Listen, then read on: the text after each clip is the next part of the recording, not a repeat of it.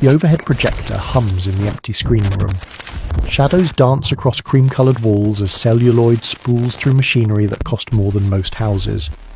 7 people sit in chairs upholstered with Italian leather, watching images flicker across a screen large enough to swallow them whole. The film ends. Nobody speaks. Stanley Kubrick stands near the back wall, arms crossed, watching the executives watch the credits roll. His face reveals nothing. He has spent over 400 days filming what they just witnessed. He has reviewed every frame thousands of times. He knows what he has created. One executive clears his throat. Another checks his watch. The third stares at the blank screen as if still processing what he saw. 5 days later, Stanley Kubrick is dead. This is not a story about a film. This is a story about what happens when someone shows too much too clearly, even when wrapped in fiction and symbolism. This is about missing footage, sealed archives, and a director who spent his entire career obsessing over every detail except, perhaps, his own safety. My name does not matter. What matters is that I am connected to Kubrick through family lines distant enough that we never met, but close enough that I inherited boxes of materials nobody else wanted. What matters is that I spent 3 years following a trail that leads to locked vaults, nervous former crew members, and questions that powerful people prefer remain unasked. What matters is that Stanley Kubrick may have been killed for making a movie, but to understand why, you need to understand who he was, not the myth, not the legend. The man who saw patterns where others saw chaos, who turned cameras into weapons of revelation, and who believed that truth could hide in plain sight if dressed in enough layers of artistic protection. You need to understand what he was trying to show us, and why someone might have decided he needed to be stopped. Chapter 1. The Relative Who Never Asked. Questions. I grew up hearing stories about the famous relative. Thanksgiving dinners included anecdotes told in hushed, reverent tones. The uncle who worked on a Kubrick film and spent 6 weeks filming a single scene.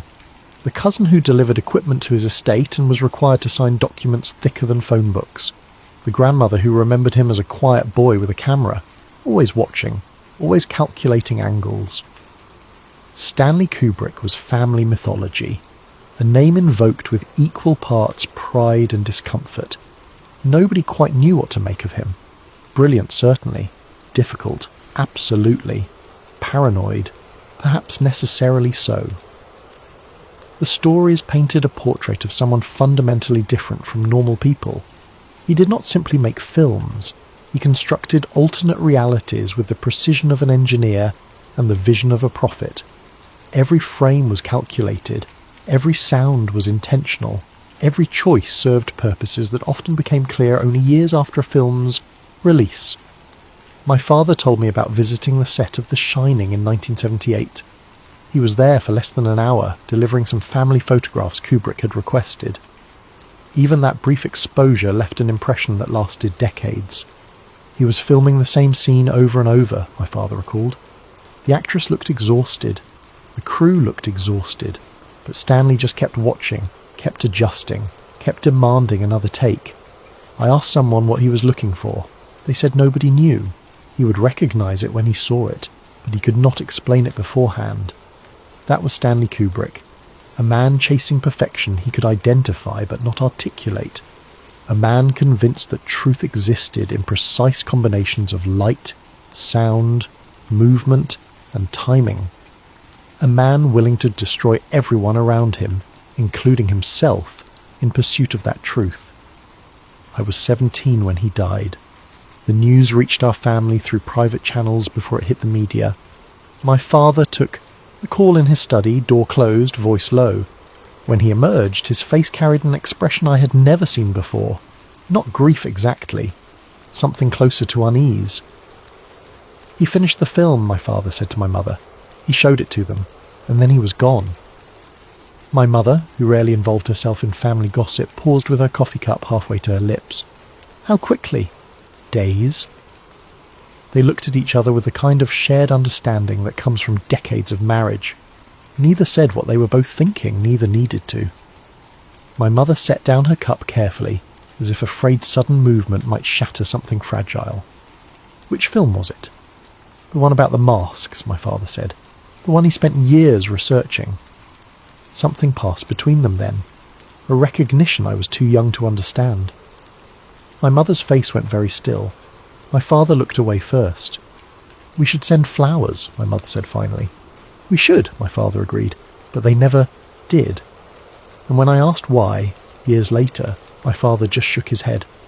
Some deaths are better mourned privately, he said. Some questions are better left unasked. I did not think much about it at the time. I was a teenager, absorbed in my own world. Stanley Kubrick was a name, a piece of family history, a photograph in a frame. His death seemed sad but distant, the way all deaths of relatives you never knew feel sad but distant. It was not until 12 years later, when the boxes arrived, that I understood what my parents had been thinking in that moment. It was not grief that made them uncomfortable. It was fear. Fear that asking questions might draw attention. Fear that looking too closely might reveal things better left hidden.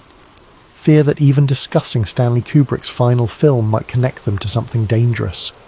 They were right to be afraid. I just did not know it yet. Chapter 2. The Locked Archive. The estate settlement took over a decade. Kubrick had been methodical about his work, but less organised about his personal affairs. Properties, materials, rights, residuals, everything tangled in legal proceedings that moved with glacial slowness through multiple jurisdictions. The delay itself was unusual. Kubrick had been wealthy, but his estate was not particularly complex by Hollywood standards. There were properties, film rights, personal effects, nothing that should have required a decade of legal manoeuvring. But every attempt to settle things quickly met resistance. Documents went missing. Lawyers discovered new complications. Courts required additional reviews. The process dragged on year after year, as if someone was deliberately slowing everything down. I received notification that I was entitled to archival materials, not film footage or anything commercially valuable, just boxes, research materials, the letter explained, personal notes, items of sentimental or historical interest, but no market value. The letter came from a law firm I had never heard of, based in Luxembourg. It was brief, formal, and included instructions for claiming the materials. I had 30 days to respond. If I did not respond, the materials would be destroyed. Destroyed, not donated, not archived, destroyed. That word caught my attention. Why destroy research materials? Why not offer them to film schools or museums? Why the urgency? I almost declined them. I lived in a small apartment. I had no particular interest in Kubrick beyond the family connection. But something, perhaps curiosity, or perhaps something deeper, made me accept. The response process was elaborate. I had to provide proof of identity, proof of family connection, and signatures on multiple documents. The documents included non-disclosure agreements, liability waivers, and acknowledgements that I understood the materials were being provided as is, with no guarantees about content or completeness. One clause stood out. Recipient acknowledges that materials may contain sensitive information and agrees to exercise discretion in their use or discussion. Sensitive information. In research materials for films made decades ago. What could possibly be sensitive about a dead director's notes? I signed everything. 6 weeks later, the boxes arrived. They came via private courier on a Tuesday afternoon in March. The courier required my signature, my identification, and a photograph of me holding the delivery receipt. He watched me carry the boxes inside before leaving, as if ensuring I actually took possession. 6 boxes, each professionally sealed with tamper-evident tape and labelled with coded identifiers that meant nothing to me. They were heavier than I expected, dense with paper. I stacked them in my spare bedroom and told myself I would go through them eventually. Eventually became that weekend. I could not stop thinking about them. 6 boxes of material someone thought important enough to preserve but dangerous enough to nearly destroy. 6 boxes that required legal agreements and private couriers and elaborate verification procedures. I opened the first box expecting photographs or letters. Instead, I found production notebooks. Hundreds of pages of handwritten notes, sketches, calculations. Reference materials clipped from newspapers and magazines. Photocopied pages from books, some in English, some in languages I did not recognise. The handwriting was dense, cramped, urgent. Kubrick wrote like someone trying to capture thoughts faster than they could form.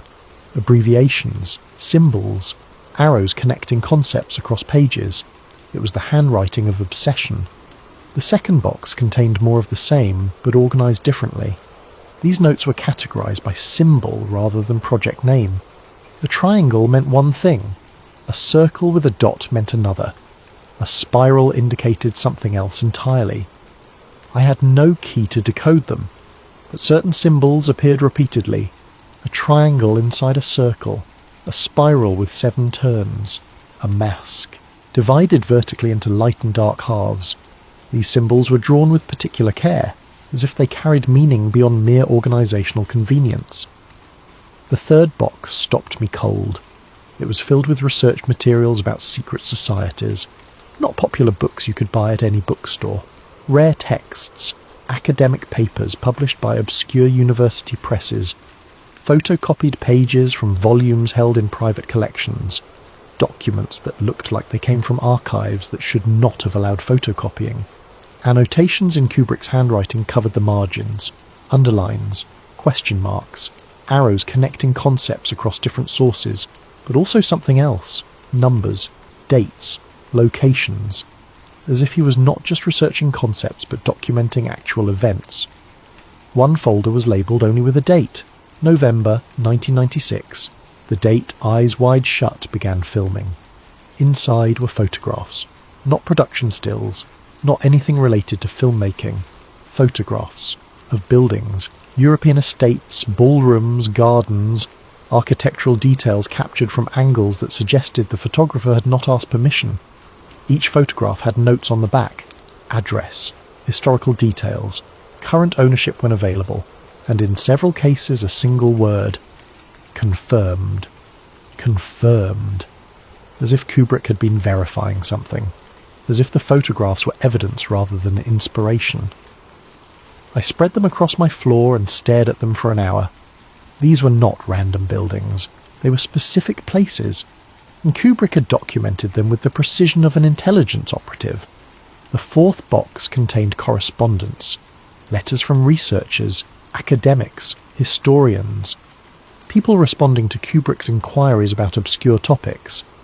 Many letters included phrases like, "per your confidential request," or, "as discussed, this information should remain private." One letter, dated 3 months before filming began, came from a professor of European history at Cambridge.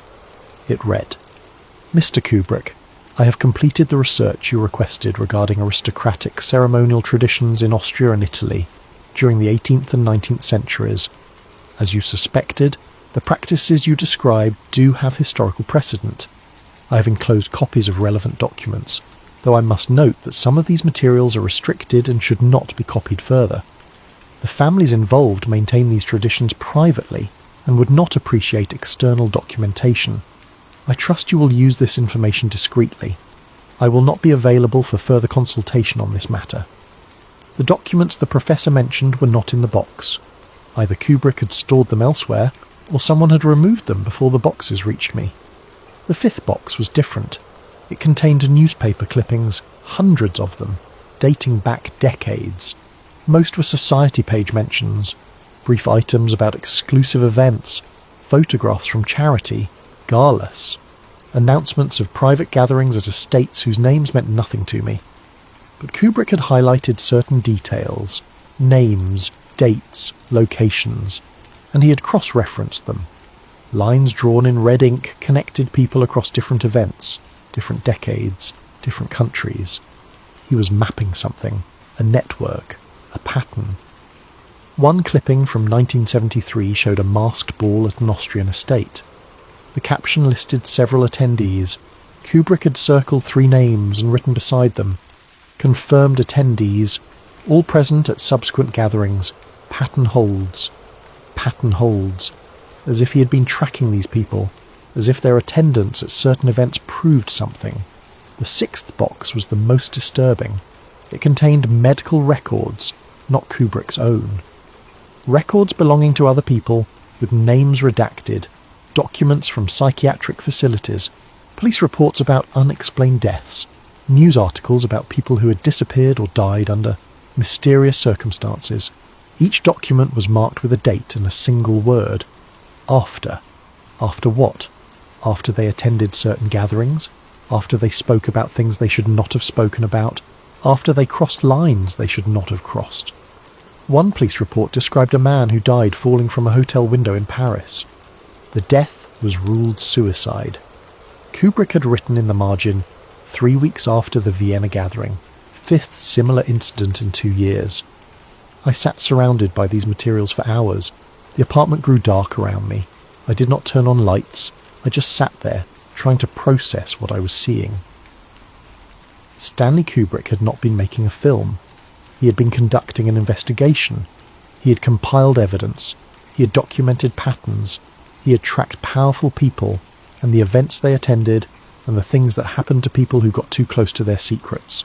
And then he had wrapped all of that evidence in fiction and put it on, screen for millions of people to see. No wonder he was dead. Chapter 3.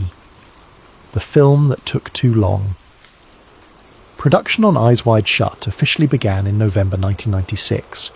Stanley Kubrick had spent years developing the project, adapting a novella written in 1926 by Arthur Schnitzler. The story was nearly 70 years old. The themes were timeless. But the film Kubrick was making bore little resemblance to Schnitzler's novella. He had taken the basic framework, a doctor's journey through a night of sexual and social transgression, and transformed it into something far more ambitious, far more dangerous. Kubrick assembled his cast with characteristic precision. Tom Cruise and Nicole Kidman, then Hollywood royalty, agreed to extended shooting schedules. They knew Kubrick's reputation. They knew what they were signing up for, or thought they did. But nobody could have anticipated how the production would consume them. Filming was supposed to take 6 months. It took over a year. 400 days of shooting. Longer than most directors spend making 3 films. Long enough that crew members joked they were living in purgatory, trapped in an endless loop of retakes and adjustments. Actors described shoots that drained them emotionally in ways they struggled to articulate. Scenes repeated dozens of times with no explanation given for why previous takes were insufficient. Kubrick watched, directed, adjusted lighting by fractions of degrees, then started again. Nicole Kidman later described the experience as unlike anything else in her career. Not difficult in the traditional sense, difficult in a way that felt purposeful, as if Kubrick was searching for something specific in each performance, something he would recognise only when he saw it. He was looking for truth, she said in an interview years later. Not dramatic truth, real truth. He wanted us to stop acting and start being. But he could never explain what being meant. You just kept trying until he nodded. Tom Cruise spoke less publicly about the production, but crew members noticed changes in him as filming progressed. He became quieter, more withdrawn. He studied Kubrick's direction with intensity that bordered on obsession, as if trying to understand not just what was being asked of him, but why it was being asked. One crew member told me that Cruise started arriving hours early to study the sets. He would walk through the spaces, touching surfaces, examining details. He was trying to understand what Stanley was building, they said, not just the physical sets, but what they represented. The shoot dragged on. Months passed. Studio executives grew concerned.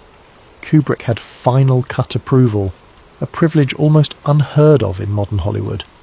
But even that protection came with the limits. Money was being spent, schedules were being disrupted, other projects waited in queue. Warner Brothers sent representatives to check on progress. They returned with vague reports. Filming was proceeding.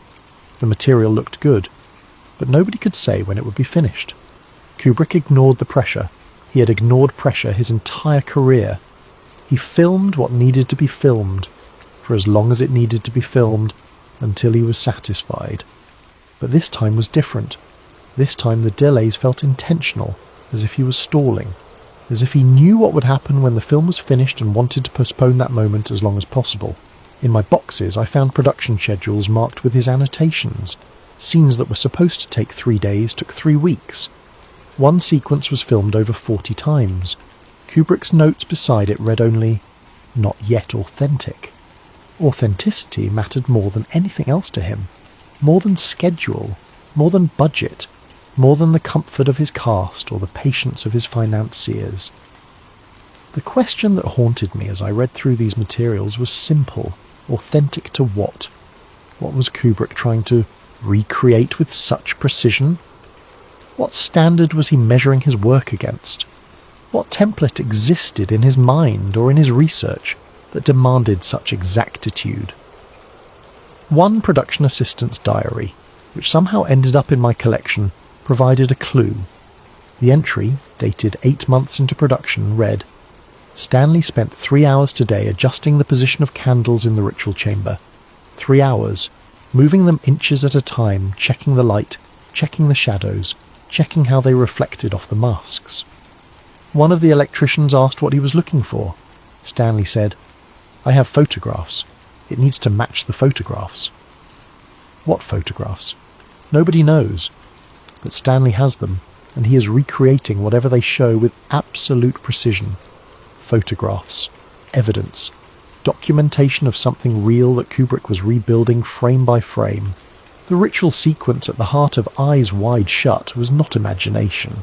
It was reconstruction, and the delay in filming was Kubrick's attempt to get every detail perfect, to match his evidence so precisely that anyone who had been to the real gatherings would recognize what they were seeing. He wanted them to know that he knew. He wanted them to understand that their secrets were no longer secret, that fiction could expose what journalism could not, and he wanted that exposure to be undeniable, perfect, authentic enough that they could not dismiss it as fantasy. The question was whether they would let him show it. Chapter 4. The Research Phase. Stanley Kubrick did not make films casually. Every project began with research that would humble most doctoral candidates. He read voraciously, consulted experts, accumulated materials that filled rooms. For Eyes Wide Shut, the research was different. It was not academic, it was investigative. The boxes I inherited contained dozens of books about secret societies, elite gatherings, aristocratic traditions that predated most modern nations. Some were academic, texts published by university presses. Others were privately printed volumes with no ISBN numbers, no publisher information, just text and binding.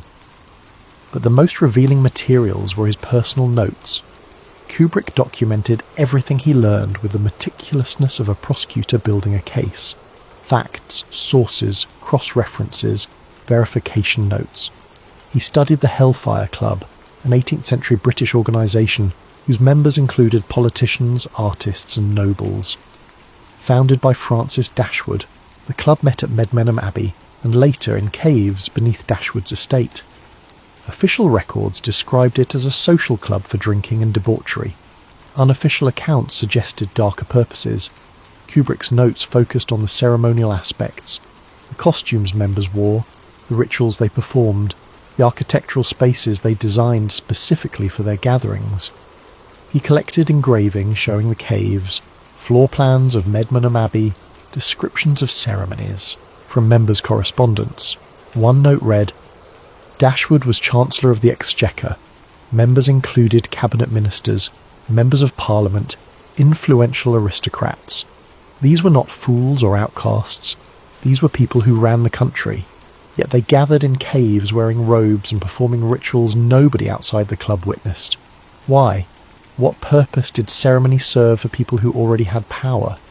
He researched Bohemian Grove, the California retreat where powerful men gathered annually behind closed doors. This was not ancient history. Bohemian Grove still operated. Politicians, business leaders, artists, intellectuals, all gathering for 2 weeks every summer at a private campground surrounded by redwood trees. The official description portrayed it as relaxation and networking, theatrical performances, informal talks, bonding between influential men away from public scrutiny. But Kubrick focused on specific rituals. The cremation of care ceremony performed on the first, night, where a mock human sacrifice occurred before a 40-foot stone owl. The division of attendees into camps with names like Mandalay and Isle of Aves. The strict rules about who could attend and how membership was maintained across generations. His notes included photographs taken by journalists who had sneaked onto the property, images of men in robes, the massive owl statue, wooden stages built for performances in forest clearings, nothing explicitly sinister, just strange. Powerful men engaging in behaviour that made no sense if power was purely political or economic. Ritual creates cohesion, Kubrick wrote. Shared transgression creates loyalty. If you have witnessed something together, something you cannot speak about publicly, you are bound to everyone else who is present.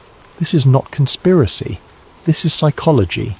This is how elite groups maintain themselves across generations. He researched European aristocratic traditions, masquerade balls where nobles gathered, behind masks. These gatherings had centuries of history.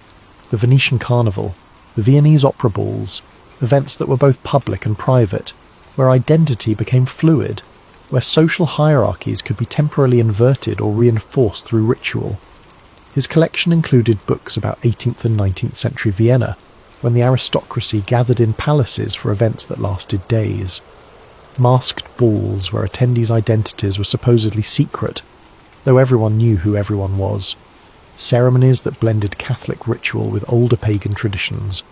Gatherings where sex, power, religion and theatre merged into experiences that defied easy categorization. One book, published in 1897, described these events in detail. Kubrick had highlighted specific passages. The participants arrive masked, their carriages depositing them at entrances designed to maintain privacy. Inside, they find spaces transformed by candlelight and decoration into realms unlike ordinary existence. Music plays continuously, wine flows freely. But beneath the apparent chaos lies careful choreography. Certain rooms are accessible only to certain guests. Specific ceremonies occur at specific times. Everyone understands the rules without them being stated explicitly. This is not mere entertainment. This is demonstration of membership in a world most people do not know exists. Kubrick's margin note. Same structure as modern equivalents. Same purposes, same functions. Power performs itself for itself. But the research went beyond historical analysis. Kubrick documented contemporary gatherings, society page mentions of exclusive events, private clubs that required invitation, networks that operated through personal connection rather than public membership. He cross-referenced names, tracked who attended what events, mapped relationships between people across different countries, different industries, different apparent power structures. He was not just researching secret societies. He was documenting how modern elites maintained cohesion through ceremonial gathering. And he was finding patterns. The same families appeared across generations. The same estates hosted events decades apart. The same symbols and rituals appeared in different contexts, different countries, different eras, as if the forms evolved while the underlying structure remained constant. One folder contained only names, hundreds of them. People from politics, finance, entertainment, aristocracy. Each name had dates beside it. Dates of gatherings they attended, events they were photographed at, clubs they belonged to. Kubrick had highlighted certain names in red. These people appeared repeatedly, across multiple decades, at gatherings in different countries. They were not celebrities. Most were people I had never heard of. But according to Kubrick's research, they were connected through participation in events the public never heard about. One highlighted name had a note beside it. Attended Vienna gathering 1974, 1978, 1982, 1986, 1990, 1994. Same estate, same ceremony, every 4 years. Currently serves on boards of 3 major banks and 2 government advisory committees. Fiction cannot invent what reality already provides. This was not research for a film. This was documentation of power structures operating through mechanisms the public did not see. Kubrick had compiled evidence that elite cohesion was maintained through ceremonial gathering, through shared ritual, through experiences that created bonds journalism could not penetrate. And he was planning to show it, not as documentary which would be dismissed or suppressed, as fiction which provided protection through artistic license. He was going to dress the truth in drama and hope that costume was sufficient armour. It was not. Chapter 5. The missing footage. Studio records are curious things. They document everything. Film stock used, footage shot, hours logged, expenses incurred. The accounting is meticulous because studios are businesses, and businesses track their investments. According to records I was able to access through contacts in the industry, Eyes Wide Shut originally ran significantly longer than the version released to theatres. How much longer depended on which source you consulted. Some said 20 minutes, others said 40. One person who claimed to have worked in post-production suggested over an hour. The theatrical release ran 159 minutes. That meant somewhere between 1 and 4 reels of footage were cut before the public ever saw the film. This alone is not unusual. Films are edited. Scenes are removed for pacing, clarity, runtime requirements. Directors make choices about what serves the story and what does not. But Stanley Kubrick had final cut approval. He made those choices himself without studio interference. Every frame in a Kubrick film was there because he wanted it there. So why did the record show footage shot but not included? Why did production logs reference scenes that do not appear in any known version of the film? I started reaching out to people who worked on the production. Most did not respond. A few sent polite declinations, citing non-disclosure agreements they had signed decades ago. One person, an assistant editor whose name I will not share, agreed to speak with me off the record. We met at a coffee shop in North London. They were nervous, constantly glancing around as if worried about being observed. They asked me to leave my phone in my car. They would not let me take notes. There was more, they told me, significantly more. Scenes that went further. Not explicit, just more clear about what was being depicted. Stanley kept pushing, kept adding layers, kept building the ritual sequence until it felt overwhelming. I asked what happened to that footage. Sealed, they said. Archived somewhere with access restricted to about 4 people in the world. Maybe fewer now. I do not know where it is. I just know it exists, and that we were told very clearly it would never be released. Who told you that? They paused, stirring their coffee with a wooden stick, eyes unfocused. People who do not make suggestions. They make statements. They visited the edit suite twice. The first time they just watched, stood in the back of the room, said nothing, left after 20 minutes. But you could feel the temperature change. Everyone got very quiet. And the second time? The second time they brought documentation. Legal papers, something Stanley had signed years earlier apparently, agreements about how certain materials would be handled, requirements about what could be shown publicly. Stanley signed agreements limiting his own film. They looked at me with tired eyes.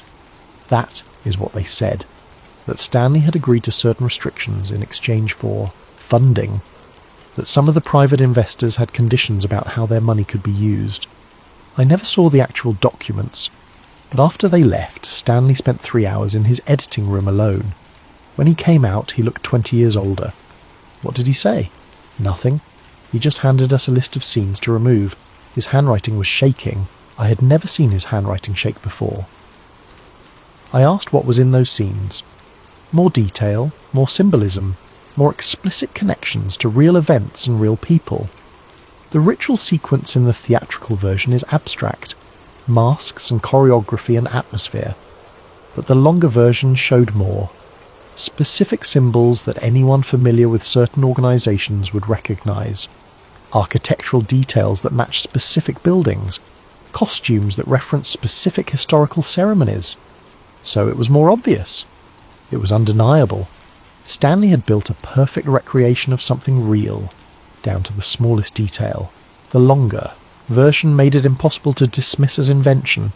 You watched it and you knew, even if you could not articulate how you knew, that you were seeing something true. We sat in silence for a moment. Rain started falling outside, speckling the windows. "Do you think they killed him?" I asked. They did not answer immediately, just stared at their coffee, at the foam dissolving into brown liquid, at patterns forming and reforming. "I think," they said slowly, "that Stanley knew exactly what he was doing. I think he knew the risks, and I think when he handed me that list of scenes to cut, he knew he was choosing between the film and his life. Why not just destroy the footage completely? Because Stanley was smart. He kept copies, multiple copies, stored in different locations with different people. He made sure enough people knew the footage existed that destroying him would not destroy the evidence. It was insurance. Then why is he dead?" They looked at me then, really looked at me, and I saw genuine fear in their eyes. Because insurance only works if people believe you will use it. Stanley showed them the full version. He screened it for them. He made them watch what he had created, and I think they realised the insurance was a bluff, that Stanley had no way to release the footage without destroying himself, so they called his bluff. They stood up then, leaving their coffee unfinished. "Do not contact me again," they said. "Do not mention my name. Do not tell anyone we spoke. I have said more than I should have already." They walked out into the rain without looking back. I sat there for another hour trying to process what I had learned. Somewhere, in a vault protected by legal restrictions and institutional secrecy, the real version of Eyes Wide Shut existed. The version Stanley Kubrick risked everything to create. The version that showed too much, too clearly. And the only person who could have released it was dead. Chapter 6. The Executive Screening. March 1st, 1999. Stanley Kubrick screens the final cut of Eyes Wide Shut for Warner Brothers executives. This is standard procedure. The studio financing the film wants to see what they paid for before it reaches the public. The screening takes place at Kubrick's estate in Childwickbury, north of London. He prefers his own projection equipment, his own room, his own control over every environmental variable. The executives make the drive from London, arriving in the afternoon. 3 cars, 7 people, studio executives, lawyers, representatives from the private investors who provided additional funding. An unusually large group for a routine screening. I spoke with someone who was present that day, not an executive, not anyone with decision-making authority, someone on the periphery, there for technical support, watching the watchers rather than the film. Their account of that day has stayed with me through everything that followed. The atmosphere was tense before the screening even started, they told me. Stanley was different. Usually he was confident, almost arrogant about his work. He knew what he had created and he wanted you to know he knew. But that day he seemed watchful, alert, like he was waiting for something. The guests arrived and were shown to the screening room. Kubrick's estate was sprawling, maze-like, filled with collections and equipment and materials from decades of filmmaking. The screening room was small, intimate, just 20 seats, though only 7 would be occupied. Stanley insisted everyone turn off their phones, my source said. This was before that was common. Most people did not even have cell phones yet, but he made sure. No recording devices, no cameras, no way to document what they were about to see. The film played. My source could not see the screen from their position at the back of the room, operating projection equipment, but they could see faces. They could see reactions. About 10 minutes in, one of the executives shifted in his seat. Not much, just a slight movement. But I noticed because everyone else was perfectly still. Around the 30-minute mark, another executive leaned forward, as if studying something specific on screen. The ritual sequence began around the hour mark. In the theatrical version, it runs approximately 20 minutes. In the version screened that day, according to my source, it ran closer to 45 minutes. The room temperature changed, they said. I know that sounds strange, but you could feel it. The air got heavier. Nobody moved.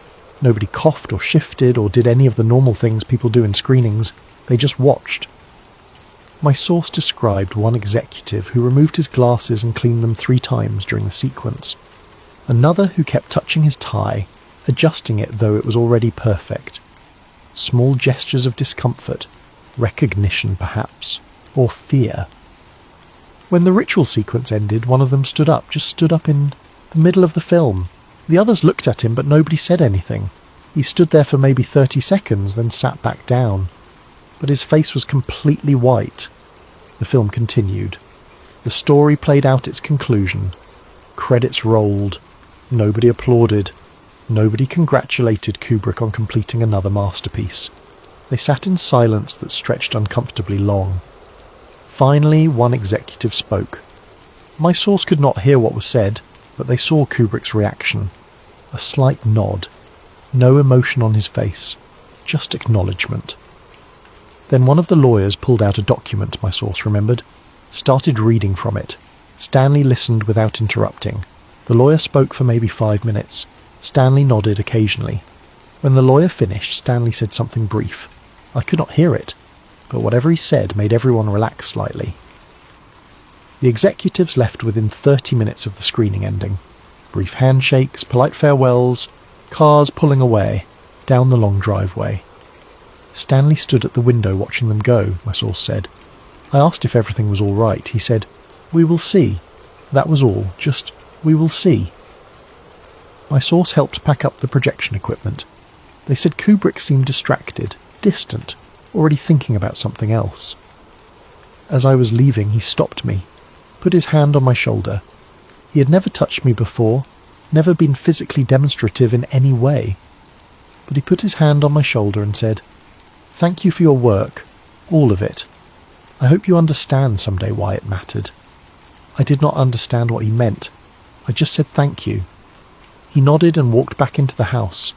That was the last time I saw him. 5 days later, Stanley Kubrick died in his sleep at his home. Heart attack, natural causes. He was 70 years old. My source paused for a long time after telling me this. We were sitting in their apartment in South London. Rain fell outside, the room was dim. "Do you think they killed him?" I asked. "I think," they said carefully, "that 7 people watched a film that revealed secrets they had spent lifetimes protecting. I think Stanley showed them he knew things nobody outside their circles should know. I think he demonstrated he could expose those things to millions of people through the vehicle of entertainment. And 5 days later he was dead. Draw your own conclusions." Chapter 7. The Official Cause. The official reports are straightforward. Stanley Kubrick suffered a heart attack in his sleep during the early morning hours of March 7th, 1999. He was discovered by his wife, Christiane. Emergency services were called at 6:47 in the morning. Paramedics arrived at 6:59. He was pronounced dead at the scene at 7:12. No autopsy was performed. At 70, with a history of heart issues, the cause of death was considered obvious and natural. No investigation was opened. No questions were raised publicly. The medical examiner who signed the death certificate did so based on external examination and medical history. Kubrick had high blood pressure. He had been treated for cardiac issues in the past.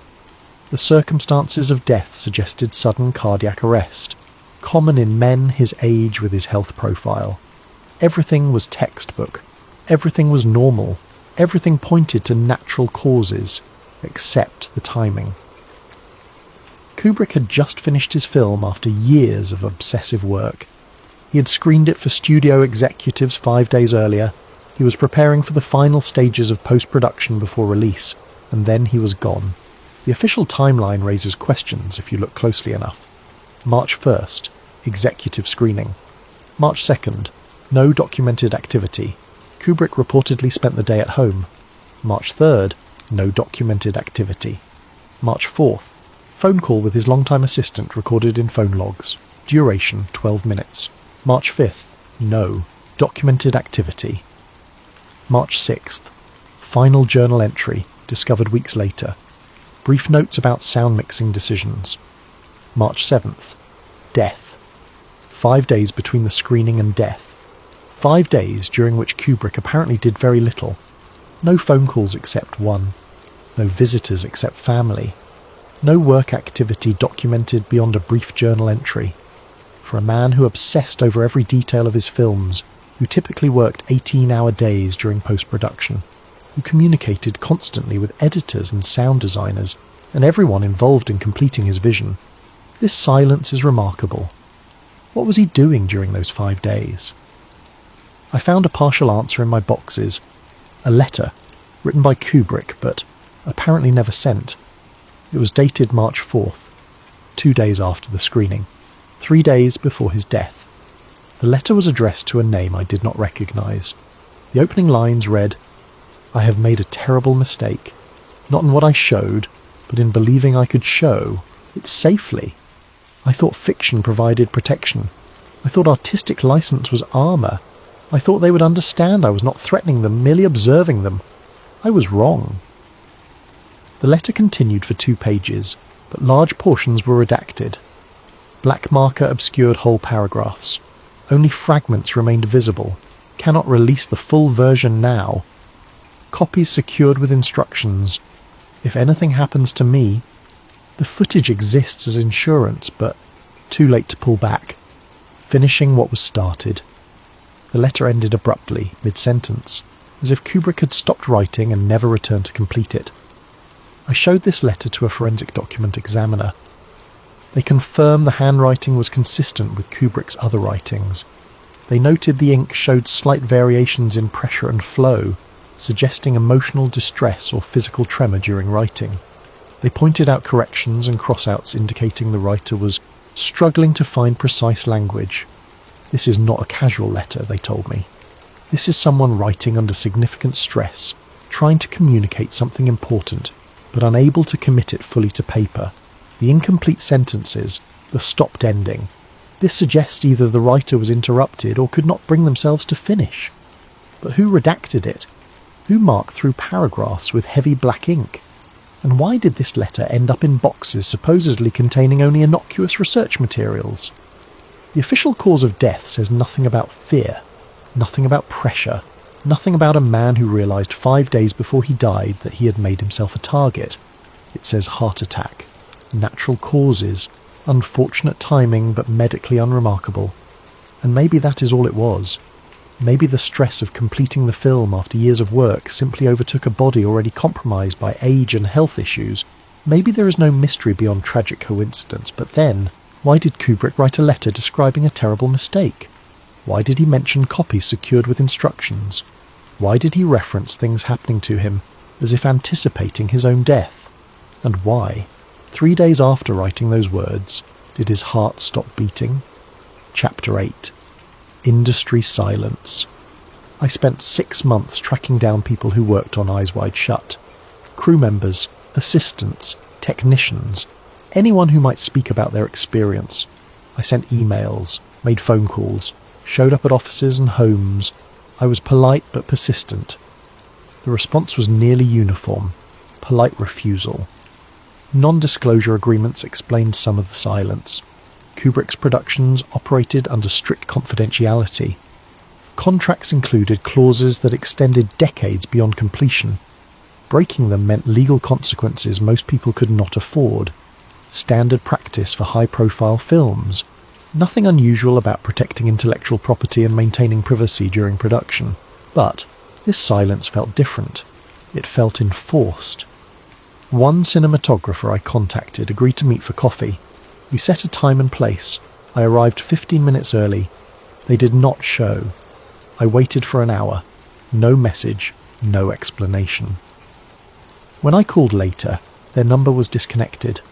Another crew member initially seemed willing to share stories. We exchanged several emails. They described the atmosphere on set, Kubrick's working methods, the challenge of the long production schedule, harmless anecdotes, professional observations, nothing controversial. Then I asked about the final weeks of filming, specifically about the ritual sequence and how Kubrick directed those scenes. The emails stopped. No response. I sent follow-ups. Nothing. I tried calling, straight to voicemail. Eventually I drove to the address they had mentioned once in passing. The house was empty. A neighbour said they had moved suddenly months ago, left no forwarding information. A costume designer responded to my inquiry with a single line. Some things are better left in the past. When I wrote back asking what things specifically, they replied with just, all of it. The pattern repeated itself dozens of times. Initial willingness followed by sudden withdrawal. Friendly responses turning cold. People who seemed eager to talk about their experiences suddenly deciding they had nothing to say. I was not asking about anything illegal. I was not threatening anyone. I was simply trying to understand what happened during the production of a film made decades ago. Standard research for any serious film history project. But the doors kept closing. The few who did speak did so with careful ambiguity. They praised Kubrick's genius in abstract terms. They described the production as challenging but rewarding. They offered nothing substantive about the film's content, the atmosphere during final filming, or the circumstances surrounding Kubrick's death. They spoke like people who'd been trained in what not to say. One production coordinator agreed to meet me at a restaurant in Chelsea. They were nervous from the moment they arrived, kept glancing at other tables, spoke quietly even though nobody was sitting near us. "I need to be clear," they said before I could ask any questions. "I will not discuss specific content. I will not describe specific scenes. I will not name other people who worked on the film, and nothing I say can be attributed to me by name." I agreed to their terms. Stanley was different during Eyes Wide Shut, they told me. I worked on 2 of his previous films. This one felt different from the first day. He was more secretive, more controlling, more paranoid about who had access to what. Paranoid how? Sets were closed even to people who normally would have full access. Certain scenes were filmed with minimal crew. Stanley personally controlled all footage. Usually multiple copies get made for various purposes. This time everything went through him directly. He supervised every transfer, every backup, every moment footage left the camera. Why? They shrugged. He never explained.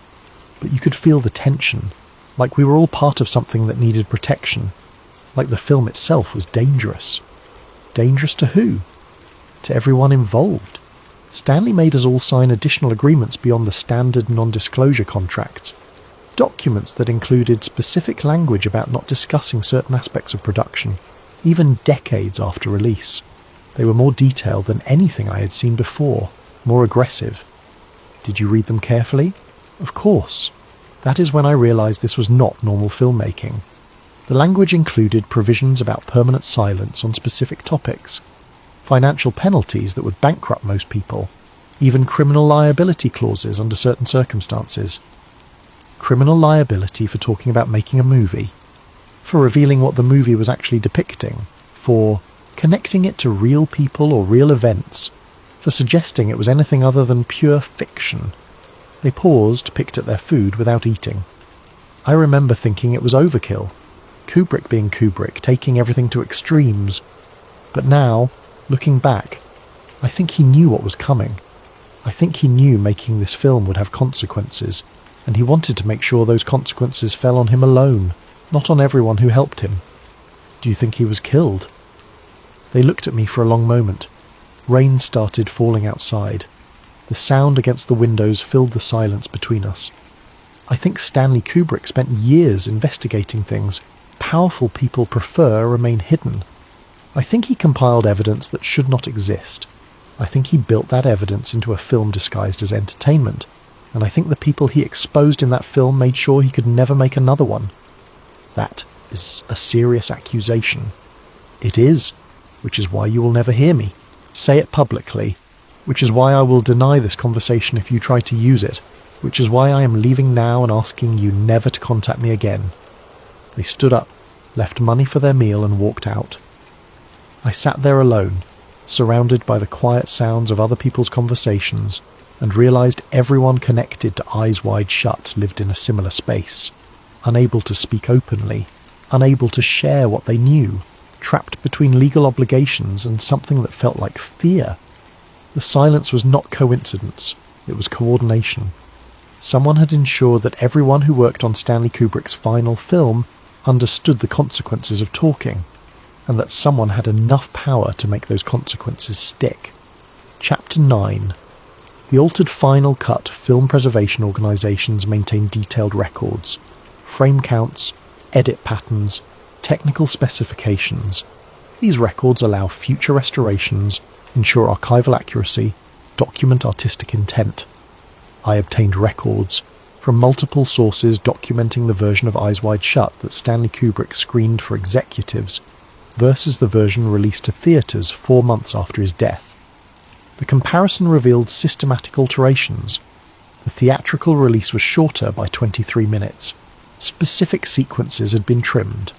The pacing had been adjusted to feel less dense, less overwhelming. Most significantly, digital alterations had been added to obscure certain imagery. In the theatrical version, portions of the ritual sequence were modified using computer-generated figures. These figures, created through early digital effects, appeared to walk through the frame, blocking the camera's view of activities happening in the background. The effect was obvious to anyone looking for it. Strange, artificial-looking people randomly obscuring the action. The official explanation was ratings compliance. Without those digital insertions, the film would have received an NC-17 rating, limiting its theatrical release and commercial viability. The modifications allowed the film to receive an R rating while preserving Kubrick's artistic vision as much as possible. Except Kubrick did not create those modifications. He died before they were added, and according to people I spoke with who worked in post-production, Kubrick had already planned for ratings requirements. He had shot the ritual sequence knowing certain elements would need adjustment. He had alternate takes. He had coverage that provided options for editing around problematic content. He did not need digital figures randomly walking through the frame. That solution was clumsy, obvious, artistically inferior to approaches Kubrick would have taken. So why was that method chosen? I found notes in Kubrick's handwriting analysing the ritual sequence shot by shot. These notes were technical, describing camera angles, lighting choices, symbolic elements embedded in the mise-en-scene, but they also included references to specific visual details.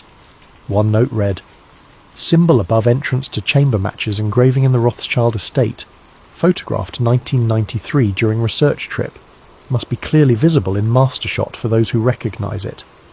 Another, "Costume design for central figure replicates garments worn at Vienna ceremony, 1887, documented in private collection photographs. Details include specific mask style, colour combinations, ceremonial staff. Audience will not recognise, but participants will." He was embedding evidence in the visual landscape of the film, details that meant nothing to general audiences but would be unmistakable to anyone who had attended similar gatherings. The digital alterations added posthumously obscured many of these details. Symbols were blocked. Costume elements were hidden.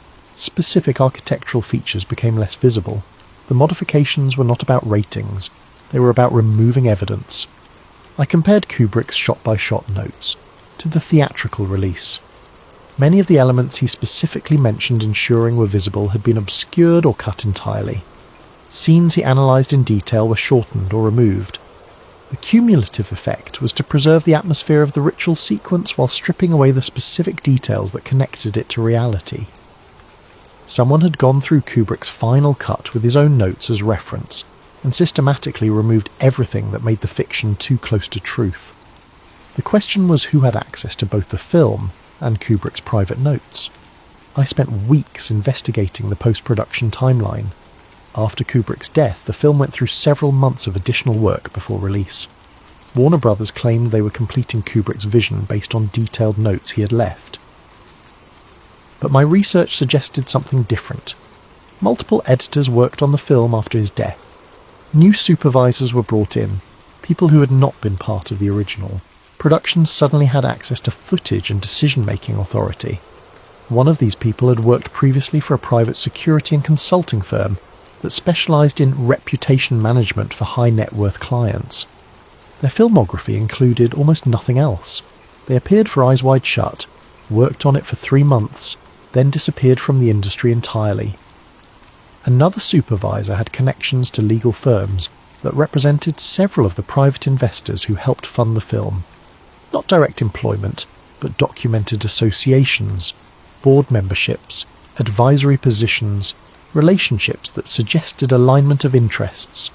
These people oversaw the final cut. They made decisions about what to keep and what to alter. They added the digital modifications. They trimmed the runtime. They transformed Kubrick's final film into something safer, and they did it all under the cover of completing a dead director's vision. The theatrical release is still powerful, still disturbing, still provocative, but it lacks the precision of evidence.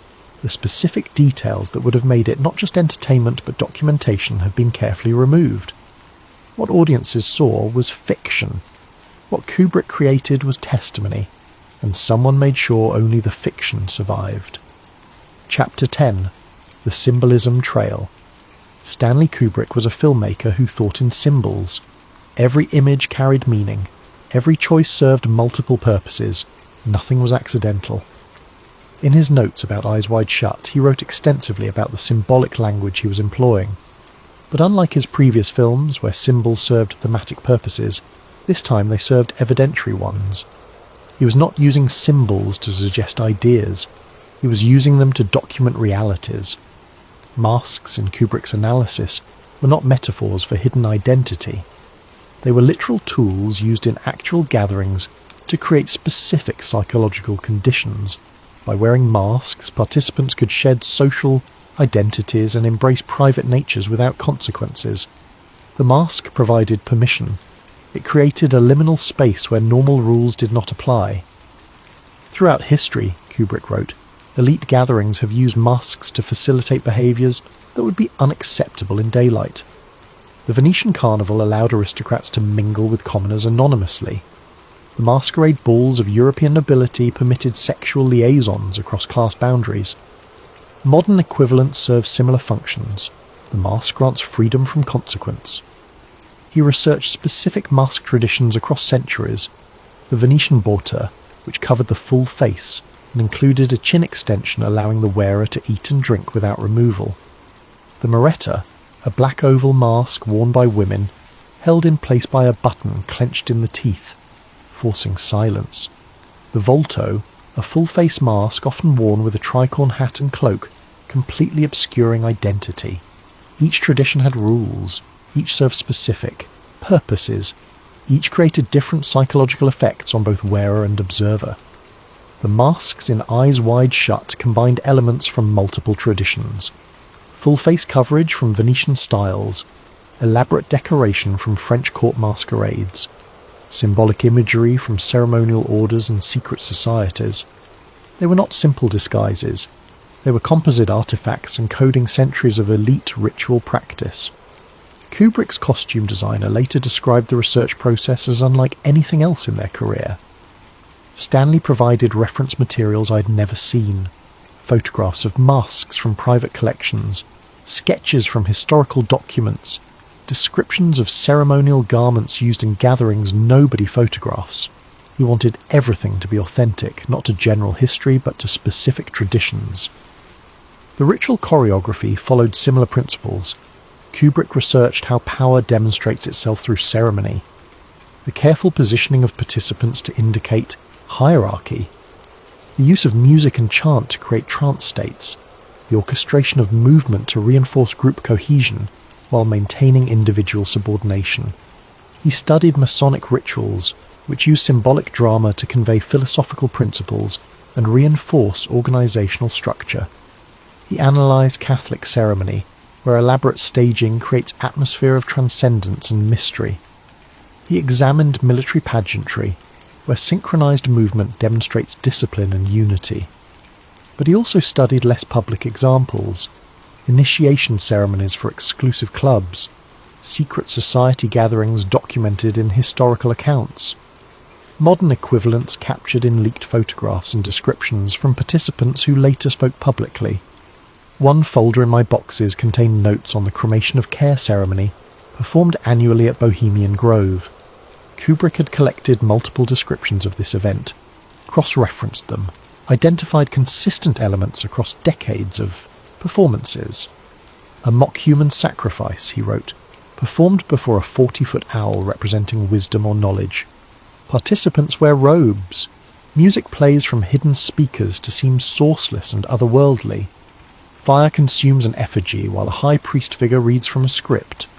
The ceremony ends with proclaiming that care has been banished, allowing participants to enjoy the following 2 weeks without worry or conscience. His notes continued, "This is not satanic. This is not worship of evil entities. This is psychological theatre designed to create emotional permission. The ceremony tells powerful men they can set aside normal ethical constraints. It provides ritualistic justification for behaving during the gathering in ways they could not justify in regular life. The symbolism matters less than the psychological effect. The ritual in Eyes Wide Shut served similar functions. It demonstrated hierarchy through positioning. It created permission through symbolic transgression. It reinforced group cohesion through shared experience of something unspeakable to outsiders. Kubrick embedded specific symbols throughout the sequence. A triangle inside a circle above the entrance, a spiral with 7 turns carved into the floor. Masks divided vertically into light and dark halves. Each symbol had precedent in actual ceremonial traditions. One symbol appeared repeatedly, a stylized owl with spread wings, similar to the Bohemian Grove owl, but with subtle differences. Kubrick's note beside a sketch of this owl read, "Adapted from multiple sources, general enough to avoid direct identification, specific enough to trigger recognition in those familiar with various manifestations."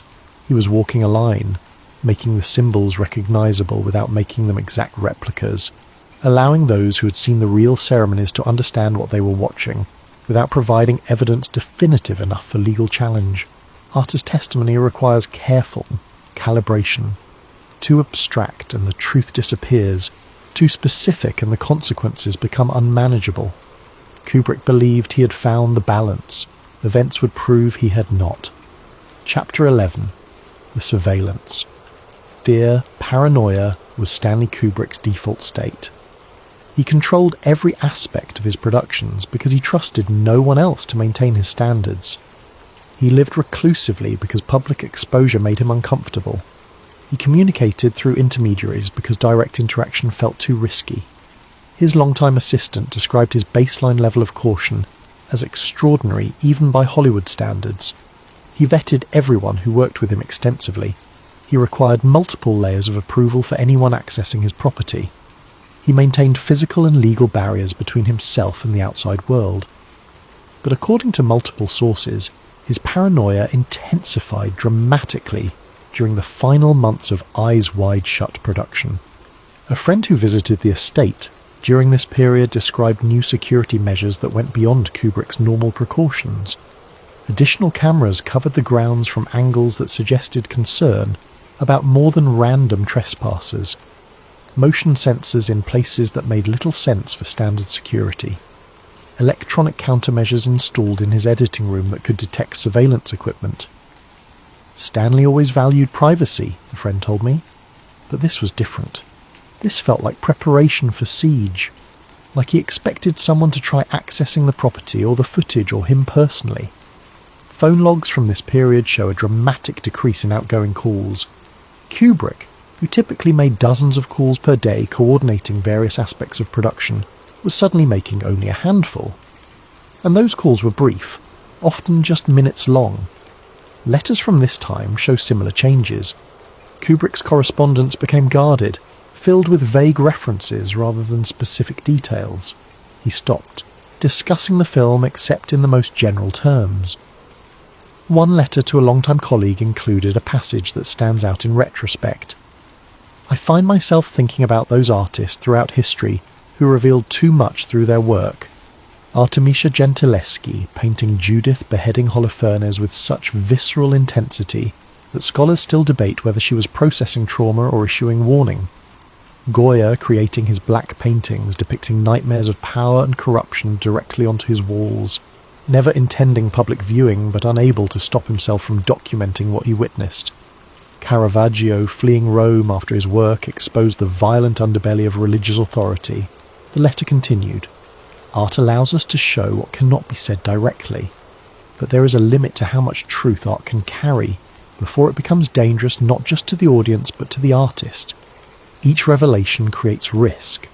Each truth depicted increases the probability of consequences. I worry I may have found that limit." This was not abstract philosophical musing.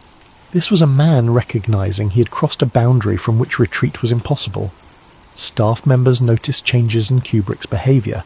He began varying his routines, which had been rigidly consistent for decades. He started checking his car before driving, looking underneath and in the wheel wells as if searching for devices. He asked his driver to vary routes to and from London. These are behaviours common among people who believe they are under surveillance. People who think someone is tracking their movements and habits. One security consultant who worked at the estate described being asked to sweep Kubrick's private office for listening devices. This was not standard practice. Kubrick had never requested such service before. I swept the office 3 times, the consultant told me. Found nothing. Told him the space was clean, but he was not satisfied. Kept asking if I was certain if my equipment was sophisticated enough, if someone with government-level resources could plant something my scanners would miss. Could they? I asked. Theoretically, yes. If you have military or intelligence-grade surveillance technology, you can plant devices that standard commercial scanners will not detect. But why would anyone use that level of resource on a film director? Unless, I said, he was threatening something that justified that level of response. The consultant nodded slowly. That is what I wondered. But I did not ask. I just swept his office again with more advanced equipment borrowed from a contact. Still found nothing. But Stanley remained convinced someone was listening. The fear was not unfounded if the research materials in my boxes are any indication. Kubrick had compiled evidence about gatherings attended by people with extraordinary resources, politicians who controlled intelligence agencies, business leaders who owned security companies, individuals with the means and motivation to monitor threats to their privacy. If even one of those people learned what Kubrick was planning, they would have the capability to watch him, to track his communications, to understand exactly how much he knew and what he intended to do with that knowledge. And Kubrick, with his obsessive attention to detail and his understanding of how power operates, would have recognized the signs of surveillance, would have noticed the small inconsistencies that indicated his privacy was being violated. In his final journal entry, written 3 days before his death, he included a line that seemed paranoid at the time but reads differently in context. They have been watching. I know they have. The question is no longer whether they know what I have done. The question is what they will do about it. 2 days later, Kubrick wrote the letter I found in my boxes. The letter describing a terrible mistake. The letter that ended mid-sentence as if he'd been interrupted or could not bring himself to finish. 1 day after that, he died. If someone was surveilling Stanley Kubrick, they would have known when he finished the film. They would have watched him screen it for executives. They would have understood from his behaviour and communications during those final days that he recognised his danger, but felt unable to prevent what was coming. And they would have known precisely when to act. Chapter 12. The final journal entry. Stanley Kubrick kept journals throughout his career. Not daily diaries, but notebooks where he recorded thoughts about projects, observations about filmmaking, reflections on the industry and his work. These journals were considered lost after his death, presumed destroyed or sealed away with materials his estate chose not to preserve. I found fragments of one in my boxes. The notebook was water-damaged, many pages illegible, edges blackened as if exposed to fire then rescued. But portions remained readable, including entries from the final weeks of his life. Most entries were mundane, technical notes about colour correction in specific scenes, reminders about sound mixing details, lists of people to contact about various post-production tasks, the normal detritus of a perfectionist completing his final film. But mixed among these practical notes were observations that revealed Kubrick's mental state during those final weeks. One entry, dated mid-February 1999, 2 weeks before the executive screening. Finished the final assembly today. Watched it through 3 times without stopping. It is exactly what I intended. Every frame precisely as planned. Every symbol placed with intention. Every detail matching the evidence I compiled over years of research.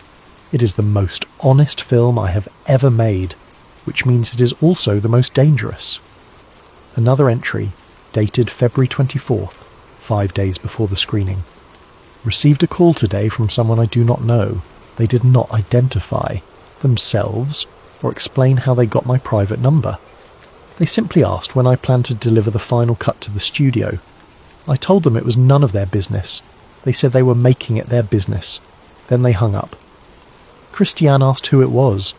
I said wrong number. But it was not a wrong number. It was a message. They wanted me to know they know. The entries became shorter, more fragmented as the screening date approached.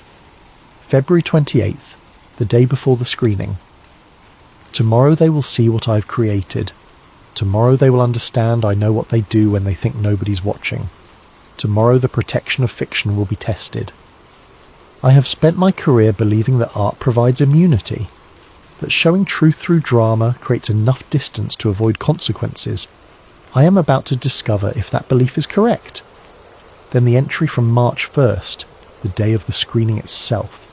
This entry was different. The handwriting was less controlled than usual, as if written quickly or under stress. The entry read, "Showed them the final cut today. Their faces told me everything. I have spent my career showing uncomfortable truth through the safety of fiction. 2001 showed how technology might surpass humanity. Clockwork showed how society creates monsters. Strangelove showed how pride could end civilization. Each time the message was clear enough to disturb but obscure enough to survive. This time I may have been too clear. The ritual sequence shows too much too accurately. Even dressed in drama, even performed by actors, the truth of what these gatherings represent is too visible. I wanted audiences to feel the weight of hidden power structures. I wanted them to recognise that elite cohesion operates through mechanisms the public never sees. I wanted them to understand that ceremony and ritual are not archaic remnants, but living tools used by modern power to maintain itself. I succeeded. The film shows exactly what I intended. Every symbol authentic, every detail verifiable, every element matching the evidence I compiled. Anyone who has attended these gatherings will recognise what they are seeing. Anyone with knowledge of how elite networks maintain themselves will understand what I am depicting. But success means exposure, and exposure means risk. They sat in silence after the screening, not the silence of people moved by art, the silence of people calculating consequences. I saw it in their faces, the recognition, the understanding that I have documented what should remain undocumented, the realization that even fiction can be evidence if it is accurate enough. One of them asked where my research materials were kept. I said they were secured in multiple locations with instructions for release if anything happened to me. He smiled when I said that. Not a friendly smile. The smile of someone who understands insurance only works if you can convince people you will use it. Can I use it? Can I actually release research materials that would expose not just the film's subjects, but everyone who helped me research them? Every contact who provided information, every source who shared documents, every person who spoke to me in confidence believing I would protect their privacy. I am too old to start over. The film is finished. What happens next is no longer in my control. I showed what needed to be shown. If there are consequences, so be it. Some truths matter more than safety. But I'm afraid, not of death itself, of what my death might mean for others, of how the exposure I created might ripple outward to harm people who only tried to help me, of whether my belief in the protective power of fiction was naive arrogance. Too late now. The film exists. They have seen it. Whatever comes next is already in motion. The entry ended there. No signature, no date notation. Though the journal page suggested it was written the evening of the screening. Just those words, written, by a man who would be dead 6 days later. I read that entry dozens of times, studied the handwriting, analysed the word choices, tried to understand what Kubrick was feeling as he wrote it. Fear is clear. Recognition of danger is explicit, but also resignation. Acceptance that the path forward offered no safe options, that he had committed himself to a course of action that could not be reversed. The next few journal pages were torn out, roughly, leaving jagged edges in the binding, removed by someone who wanted to ensure certain thoughts remained private. But one final entry remained, dated March 6th, 24 hours before his death. The handwriting was shaky, almost illegible in places. The entry contained only 3 lines. Insurance is a bluff if you cannot follow through. They know this. I know they know. Below that, in handwriting so faint I almost missed it, one more line. Forgive me. Stanley Kubrick died the next morning. Chapter 13. Following the funding films. Cost money. Enormous amounts of money. Eyes Wide Shut had a production budget of $65 million, significant even by Hollywood standards. Someone must provide that money, and they do not do so out of charity. They expect returns, influence, control. Warner Brothers financed the majority of production through their standard studio mechanisms. But additional funding came from private investors, individuals and organizations whose names appeared in production records only as coded entities, shell corporations, holding companies, family trusts registered in jurisdictions that prioritize privacy. I traced these entities through public records, corporate filings, investment disclosures. The trail led through layers of legal protection designed to obscure beneficial ownership.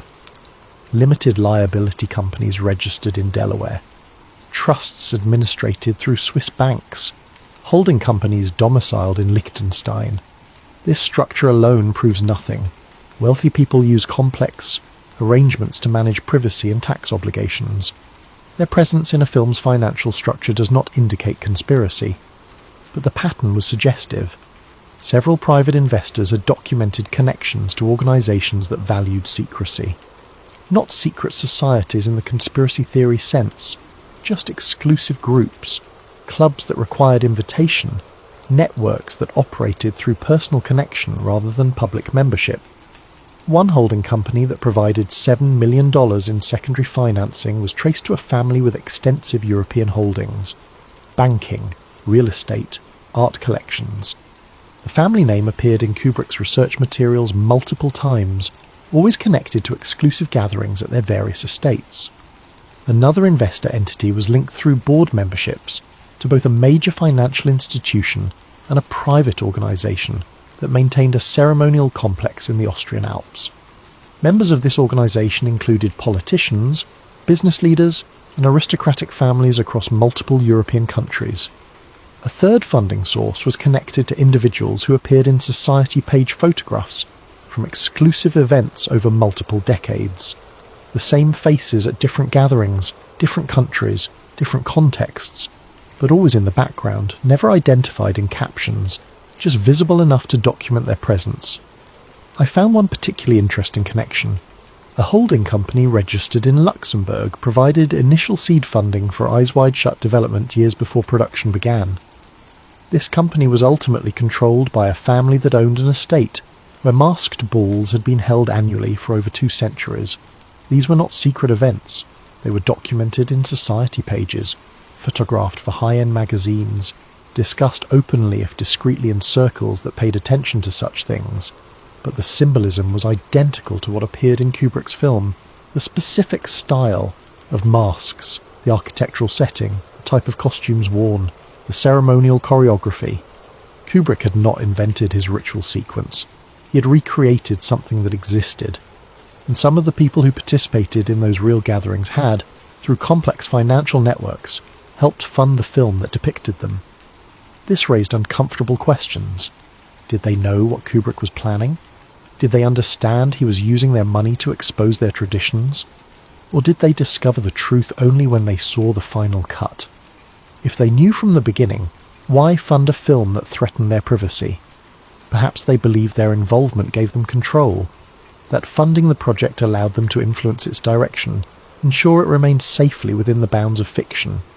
If they did not know initially, when did they discover what Kubrick was actually creating? At what point did concern turn to alarm, turn to decision that something needed to be done? I found a document in my boxes that suggested answers. A memorandum dated October 1998, 4 months before Kubrick's death. The header indicated it came from a legal firm in Geneva. The content was partially redacted, but visible portions read, "Regarding your inquiry about contractual obligations related to the film project, upon review of agreements signed in 1994, we find specific language requiring consultation with private investors before final cut approval. Clause 17, subsection 3 states that investors retain right to review completed film and request modifications to protect depicted individuals and organizations from potential legal liability or reputational harm. Stanley Kubrick's agreement grants him final cut approval subject to these consultation requirements. Should he refuse requested modifications, investors retain legal right to withhold distribution financing or pursue breach of contract claims. However, enforcement of these provisions becomes significantly more complex if the filmmaker is deceased and his estate must be engaged regarding contractual disputes. We recommend redacted. The memo continued, but most of the remaining text was obscured. This document suggested that private investors had built contractual protections into their funding agreements, protections that would allow them to demand changes to the film if it depicted them in ways they found threatening. But those protections only worked if Kubrick was alive to be sued, pressured, or forced to comply. Dead filmmakers cannot be brought to court. Their estates can be engaged in litigation, but the process is slow, public, messy. Much simpler if the film simply never reached final release as the director intended. Much easier to make modifications posthumously, claiming completion of the artist's vision while actually protecting investor interests. The memo's recommendation was redacted, but I can guess what it said. I traced ownership of the Geneva law firm. It represented multiple families and organisations connected to the exclusive gatherings Kubrick had researched. It specialised in privacy protection, reputation management, contractual structures designed to shield wealthy clients from exposure. This firm had helped structure the private investment in Eyes Wide Shut, had drafted the agreements giving investors oversight rights, had built legal mechanisms allowing them to control the final product if necessary. And 4 months before Kubrick died, they were analysing how those mechanisms would function if he was no longer alive to contest them. Chapter 14. The rabbit hole deepens. Research becomes obsession gradually. You tell yourself you're just curious, just following leads, just trying to understand. You maintain the fiction of objective investigation even as it consumes your thoughts, restructures your life, becomes the lens through which you view everything. Then one day you realise you have spent months chasing shadows, and the shadows are starting to chase back. I began noticing things. Archived interviews with Kubrick disappeared from online repositories. I had watched them weeks earlier, taken notes, bookmarked them for reference. When I returned, the links were dead. Not broken in the normal way where you get error messages, just gone, as if they had never existed. I searched for cached versions. Nothing. I checked the Wayback Machine. Pages that should have been archived showed as unavailable. I contacted the websites that had hosted the content. They claimed to have no record of the material I described, but I had notes. Detailed notes about what those interviews contained. Questions Kubrick was asked about his research process. His answers about how he approached depicting secret societies. His comments about the line between fiction and documentation. Those interviews existed. I watched them. Now they were gone. Broadcast clips from behind-the-scenes documentaries became increasingly difficult to find. I remembered seeing footage of Kubrick directing the ritual sequence, him explaining his vision to the cast, discussing the symbolism embedded in the choreography, describing what he wanted audiences to feel. That footage existed. It had been part of a documentary that aired after Eyes Wide Shut released. I watched it multiple times. Now every version of that documentary I could locate had been edited. The segments about the ritual sequence were shortened or removed entirely. Kubrick's explanations were replaced with generic commentary about cinematic technique. I found one intact version on a film preservation site. I downloaded it immediately, made multiple backups. 2 weeks later, I checked the site again. The file was gone, replaced with a notice. Content removed at rights holder request. Film archives that supposedly held production materials denied my request to access them, politely but firmly. Some cited privacy concerns related to the Kubrick estate. Others mentioned restrictions placed by private investors. One simply said materials I was asking about did not exist in their catalogue, despite catalogue listings I had seen showing otherwise. I started documenting everything. Screenshots, downloaded files, physical copies printed and stored in different locations. I kept backups on multiple hard drives and cloud services with friends who had no knowledge of what they were storing for me. I began to feel paranoid, checking whether I was being followed, varying my routines, wondering if my phone was monitored or my apartment searched when I was away. Exactly the behaviours Kubrick exhibited during his final months. The more I dug, the more resistance I encountered. Not overt threats, nothing dramatic that I could point to as evidence of conspiracy. Just closed doors, ignored emails, requests that went unanswered, the bureaucratic machinery of information control operating smoothly and invisibly. I reached out to film, scholars who had written about Kubrick. Most were helpful at first, sharing insights about his artistic vision and technical mastery. But when I asked about the circumstances surrounding his death, about the differences between his final cut and the theatrical release, about the financial backing of Eyes Wide Shut, conversations ended quickly. One scholar, someone whose work I respected deeply, initially agreed to meet with me. We exchanged several emails discussing my research. They seemed genuinely interested in what I was discovering. Then I sent them copies of some documents from my boxes, documents showing connections between private investors and the organisations Kubrick had researched. Their next email was brief. After reviewing the materials you sent, I must withdraw from this conversation. I recommend you stop asking these questions. Some subjects are better left unexplored. I wrote back asking what specifically concerned them. No response. I called their office. Their assistant said they were unavailable and would not be taking my calls in the future. I drove to their university and waited outside their department. When they saw me, they walked quickly in the opposite direction. What had been in those documents that frightened a tenured professor enough to run away from a colleague? Another researcher responded to my inquiry with a message that still makes me uncomfortable. I appreciate your interest in Kubrick's work, but I must be direct with you. There are people who do not want the questions you are asking to be answered. There are individuals with substantial resources who have worked very hard to ensure certain information remains private. I do not know what will happen if you continue this investigation, but I know that several people who asked similar questions in the past encountered significant difficulties. Professional difficulties, personal difficulties, legal difficulties. I am not trying to threaten you. I am trying to warn you. Please consider whether the answers you might find are worth the cost of finding them. I asked what had happened to the people who encountered difficulties. They did not respond. Strange things started happening. My apartment was broken into. Nothing was stolen. Nothing appeared disturbed. But I knew someone had been there. Small things were slightly wrong. Books reshelved in incorrect order. Papers on my desk repositioned. The boxes from Kubrick's estate had been moved slightly, then returned almost to their original positions. I reported it to police.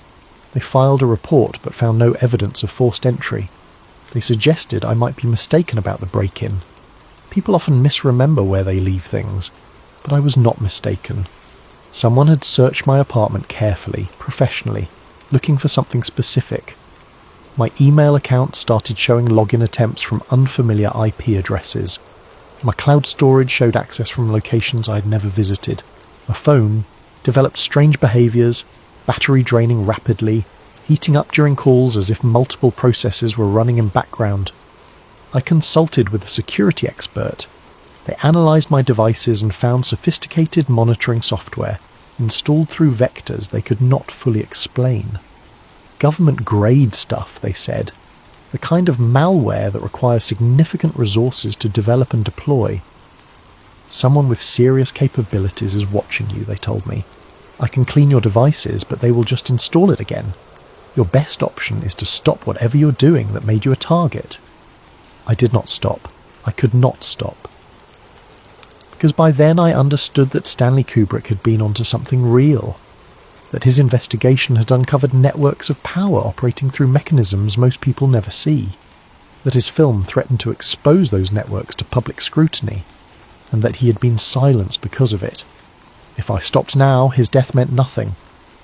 The evidence he compiled would remain buried.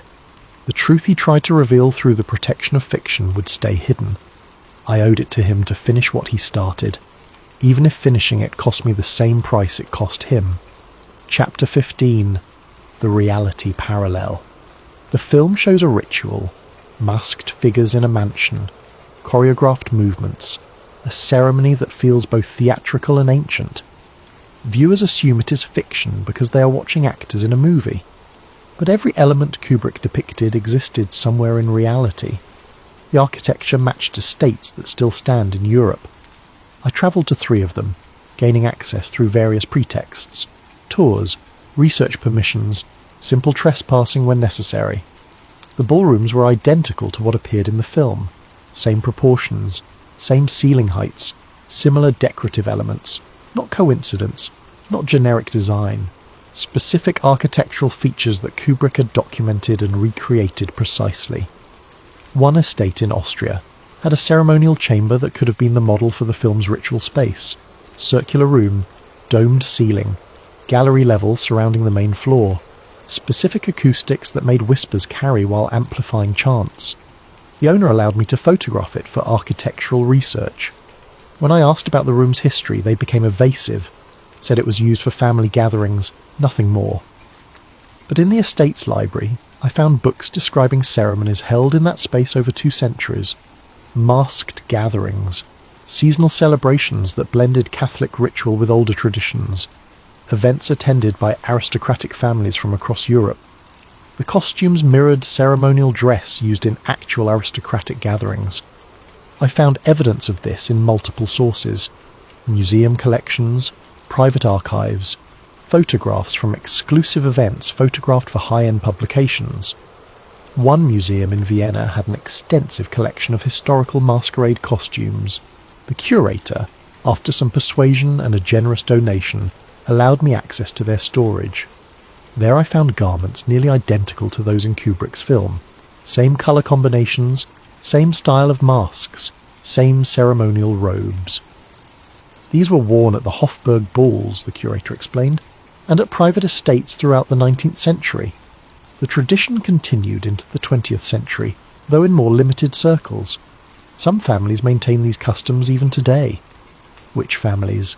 The curator smiled. That information is not public, but I can tell you the gatherings still occur, very privately, very exclusively. The choreography followed patterns documented in descriptions of exclusive events. I found accounts of ceremonies from multiple sources, including leaked documents and testimony from former participants. One account, written by a man who attended gatherings at a French estate in the 1960s, described movements almost identical to those in Kubrick's film. We entered the chamber in specific order, determined by rank within the organisation. The central figure stood beneath a symbol I cannot reproduce here. We formed circles, 3 concentric rings, and moved in coordinated patterns, while music played from sources hidden to maintain atmosphere of otherworldliness.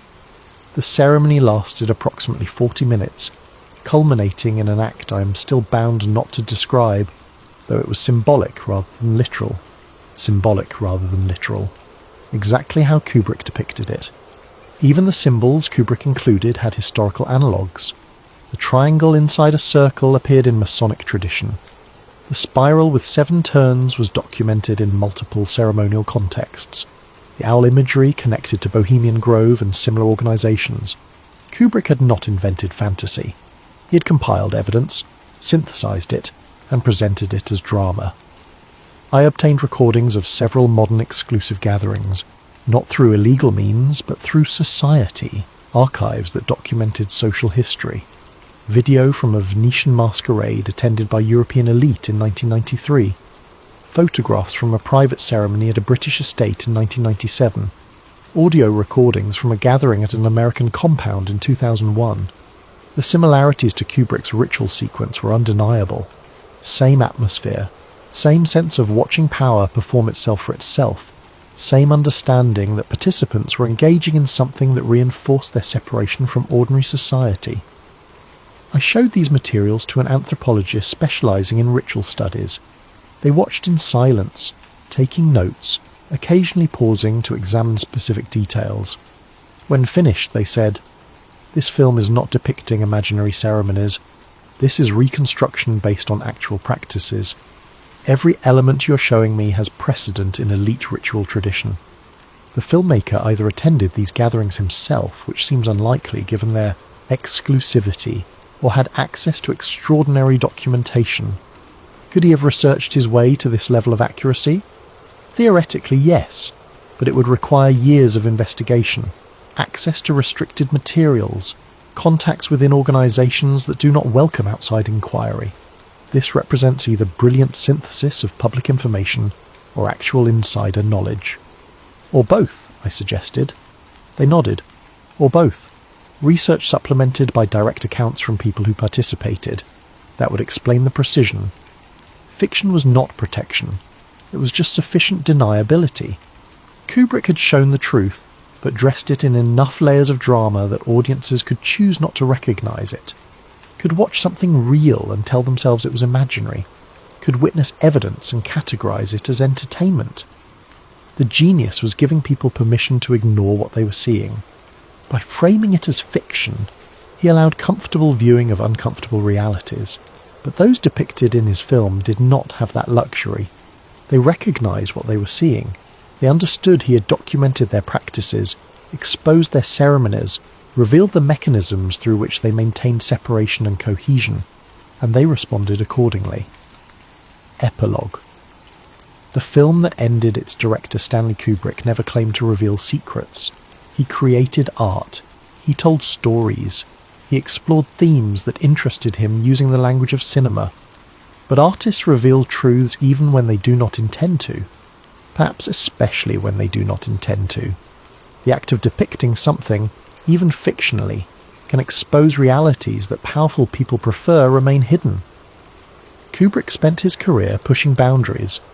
He showed violence that made audiences uncomfortable, sexuality that challenged norms, social criticism that questioned institutions, political commentary that exposed contradictions.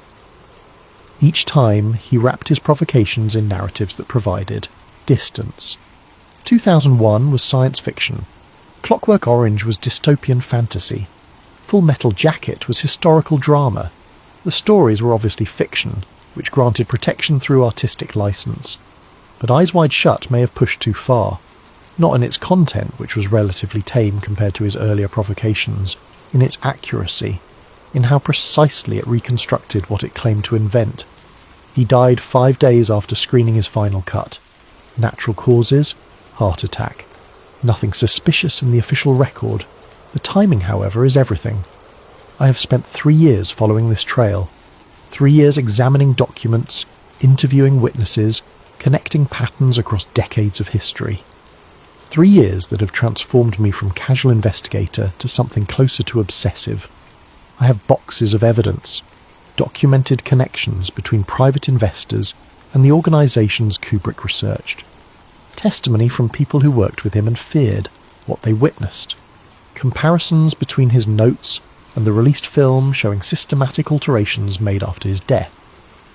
I have traced funding to individuals connected to the very gatherings he depicted, found financial links between those who appeared symbolically in his film and those who controlled its final form. Documented how people with both motive and means were positioned to ensure Kubrick's vision was softened before reaching the public. I cannot prove he was killed. I cannot produce a confession or a document explicitly ordering his death. I cannot meet legal standards of evidence for murder, but I can show you a pattern, a director who spent years investigating elite power structures, who documented gatherings most people did not know existed, who compiled evidence of how modern aristocracies maintain themselves through ceremonial practice, who built all that research into a film disguised as fiction, a screening where powerful people watched themselves depicted with uncomfortable accuracy, a week of silence after that screening, a dead filmmaker before any consequences of that exposure could fully develop, modifications to the film made after the director's death, systematic removal of the most revealing details, digital alterations obscuring symbols those in power would recognise, a theatrical release that preserved atmosphere while stripping away evidence, missing footage sealed in vaults, materials removed from archives, witnesses who refused to speak, researchers who warn against asking questions, all the mechanisms of coordinated silence operating smoothly across decades. Maybe it was coincidence. Maybe Stanley Kubrick, after years of obsessive work on his most personally important film, simply had the misfortune of dying days after completing it. Maybe his heart gave out from natural causes at the most dramatically inconvenient moment possible. Maybe those who had reason to fear his exposure did nothing. Maybe they simply accepted that he had revealed their secrets and moved on with their lives without consequence or retaliation. Maybe the alterations made to his film after death were innocent attempts by well-meaning people to complete his vision. Maybe the footage remains sealed for purely artistic reasons, having nothing to do with protecting the powerful. Maybe all the evidence I've compiled adds up to nothing more than interesting coincidences and paranoid connections. Or maybe Stanley Kubrick was killed for making a movie. Maybe he threatened the wrong people by documenting their rituals and ceremonies and mechanisms of power. Maybe he crossed a line when he showed how modern elites maintain cohesion through practices most people would find bizarre if not disturbing. Maybe someone decided that even fiction becomes dangerous when it is accurate enough to serve as evidence. That symbolic depiction can threaten privacy when the symbols are recognizable to those who use them. Maybe they warned him. Maybe the surveillance he felt during his final months was real. Maybe the phone call from an unknown person asking when he would deliver the film was a message rather than random inquiry. Maybe when he refused to back down, refused to soften his vision, refused to pretend he had not seen what he had clearly documented, they decided the simplest solution was to ensure he never made another film. A heart attack is easy to fake if you have resources and expertise. Untraceable drugs exist that cause cardiac arrest indistinguishable from natural causes. Access to someone's home, a moment of privacy and medical knowledge are all that is required. Or maybe they did nothing directly. Maybe they simply applied pressure. Financial pressure, legal pressure, social pressure. Maybe the stress of fighting people with unlimited resources caused genuine cardiac failure. Maybe they killed him without ever touching him. I do not know which is true. I only know that a master filmmaker completed his final work, screened it for people with power and connections, and died before he could share it with the world. The boxes sit in my apartment, hidden now in locations even I try not to think about too specifically. The documents remain filed and cross-referenced. The questions continue to multiply, and somewhere, in a vault protected by layers of legal restrictions and institutional secrecy, the footage Stanley Kubrick wanted you to see remains sealed. Perhaps that tells you everything you need to know. 3 years ago, I was a distant relative who inherited some boxes. Now I am someone who understands why those boxes were almost destroyed, why the materials they contained were considered too sensitive for general distribution, why people who worked with Kubrick refused to speak about their experiences. I understand why my parents exchanged that look when news of his death reached our family, why my father told me some questions are better left unasked, why people throughout my investigation warned me to stop digging, because the truth is not always liberating. Sometimes truth is dangerous. Sometimes revealing what powerful people prefer hidden comes with costs that exceed any benefit the revelation might provide. Stanley Kubrick learned that lesson. He spent his final weeks understanding that he had miscalculated, that fiction was not sufficient protection, that showing truth even through symbolic depiction could provoke responses that no amount of artistic genius could defend against. He died with that knowledge, died knowing he had created something that could not be shown as he intended, died understanding that his final film would be altered, softened, transformed into something safer before reaching the audience he had worked so hard to enlighten. And now I carry similar knowledge. I have the evidence he compiled. I have seen the connections he documented.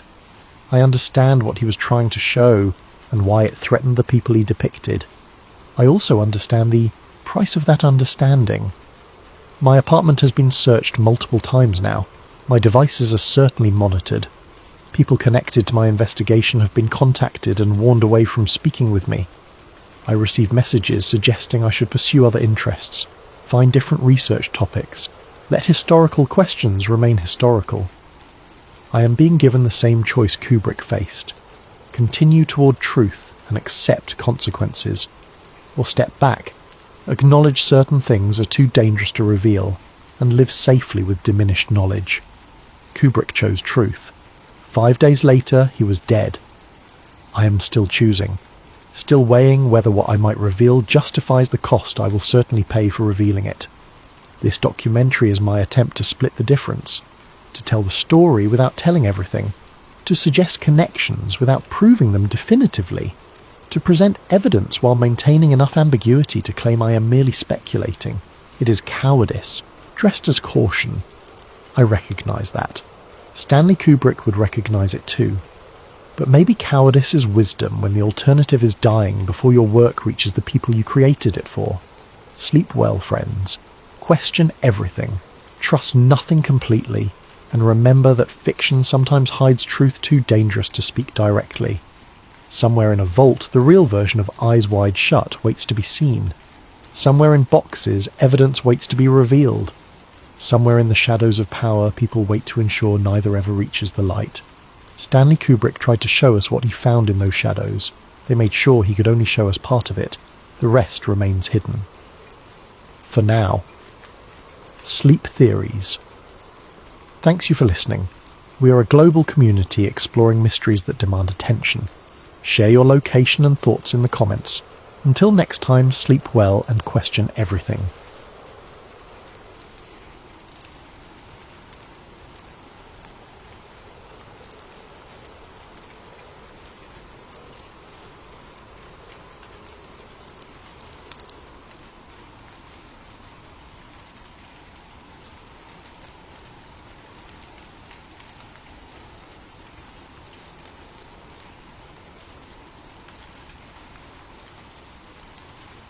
Flight 370, the plane that vanished.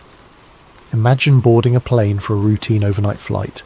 You settle into your seat, close your eyes, and drift off as the engines hum beneath you. 6 hours later, you should wake up in Beijing.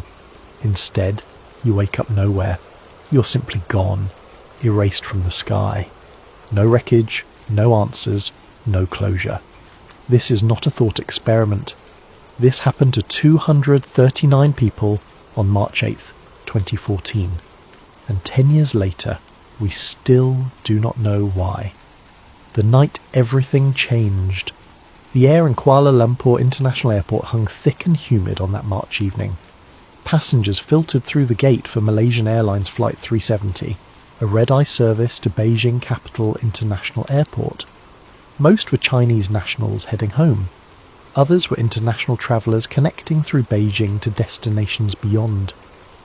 The Boeing 777 that would carry them sat gleaming under the airport lights. Registration number 9 Mike Romeo Oscar.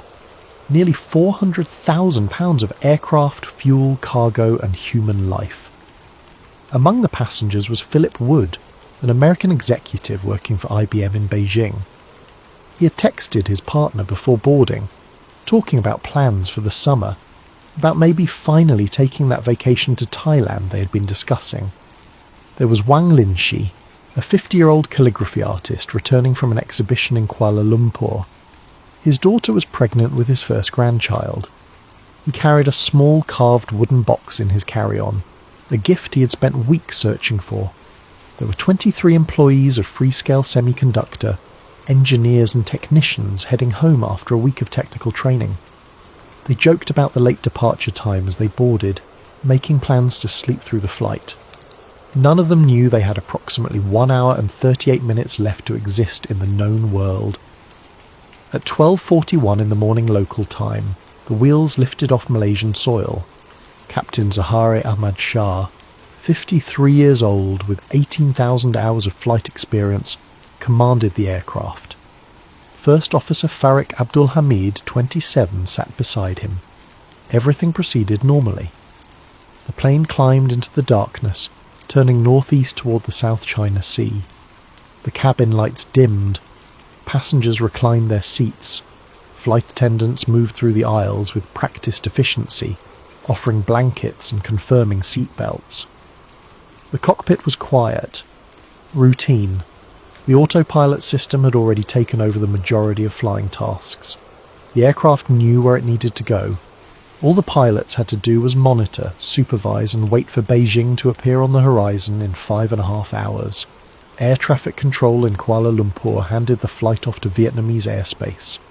At 1:19 in the morning, a voice from the cockpit transmitted the standard acknowledgement. "Good night, Malaysian 37. 0. Routine words. Calm. Professional. Nothing to suggest what would happen next. 2 minutes later, at 1:21, the aircraft's transponder went silent. A transponder is not a luxury item. It is the voice that tells the world where you are, who you are, and how high you are flying. When it stops transmitting, the aircraft becomes a ghost. Controllers in Vietnam waited for Flight 370 to appear on their screens. It never did. They called Malaysian Air Traffic Control. "Has the flight left your airspace?" "Yes," came the reply. "It should be with you now." But it was not with anyone. For several minutes, controllers assumed it was a technical glitch. Transponders fail. Radios malfunction. It happens. They waited for the blip to reappear, for the pilots to call in with a problem report, for something normal to explain the absence. The minutes stretched. The silence deepened. And somewhere over the dark waters of the South China Sea, 239 people continued flying into oblivion. The turn. What happened next would become the foundation for every theory, every sleepless night, every conspiracy that followed. At 1:21, the moment the transponder died, the aircraft did not fall from the sky. It did not explode. It did not vanish into the ocean. Instead, it turned. A deliberate, calculated turn. Not the panicked manoeuvre of a pilot fighting for control, but the smooth banking arc of someone who knew exactly what they were doing. The turn was precise. It occurred at the exact moment when responsibility for the aircraft was transferring between Malaysian and Vietnamese air traffic control. In that brief window, when neither controller was actively watching, the plane pivoted. It was the kind of timing that suggests either meticulous planning or extraordinary coincidence, and coincidences of that magnitude do not happen often in aviation. Military radar, which does not rely on transponders, tracked the aircraft as it reversed course. It flew back across the Malay Peninsula, threading through the border between Malaysian and Thai airspace. This corridor, the boundary between two countries, is monitored by both nations but actively controlled by neither. It is a seam in the radar coverage, a gap where an aircraft can fly without triggering immediate alerts. The plane followed this seam as though following a map. It passed directly over Malaysia at cruising altitude, over towns and cities where people slept, over the capital where government buildings sat dark and empty. No fighter jets scrambled to intercept. No alarm systems triggered. The aircraft was invisible to civilian radar and ignored by military systems that assumed it was an authorised flight. By 2:22 in the morning, it had travelled hundreds of miles in the wrong direction, heading northwest toward the Andaman Sea, and it was still flying. This was not a malfunction. This was a plan. The aircraft continued on this northwestern heading for approximately another hour. It flew over the Andaman Sea, that vast stretch of water between Thailand and India. Ships below saw nothing. Fishermen pulling nets in the darkness had no idea a commercial airliner was passing overhead. The plane was alone, cut off from communication, invisible to tracking systems, moving with purpose toward a destination no one could identify. Then, somewhere over the ocean, it turned again. This time, south. A long, sweeping arc that would take it away from all commercial flight paths, away from land, away from any place where people might notice. The Indian Ocean stretched before it, millions of square kilometres of empty water, and the aircraft pointed itself toward the void. At 8:11 that morning, nearly 7 hours after takeoff, a satellite owned by the British telecommunications company in Muscat registered a final automatic handshake with the aircraft. The plane's communication system, even with the transponder disabled, continued sending hourly pings to the satellite network. These pings did not contain location data, but engineers could analyse the signal to estimate distance and direction. The mathematics pointed to one conclusion. The aircraft had flown south, deep into the Indian Ocean, far beyond any possible landing site. Then silence, absolute and final. The search for ghosts. When dawn broke over the South China Sea on March 8th, families waiting at Beijing Airport knew something had gone wrong. Flight 370 had not arrived. It had not diverted. It had simply failed to exist. The arrival board showed the flight as delayed, then cancelled, then removed entirely. Airline representatives appeared, their faces carefully neutral, and began escorting family members to private rooms. They offered water, tissues, and apologies for the lack of information. They could not say where the plane was because they did not know. Vietnamese search and rescue teams scrambled aircraft and ships to scour the waters between Malaysia and Vietnam. They found nothing.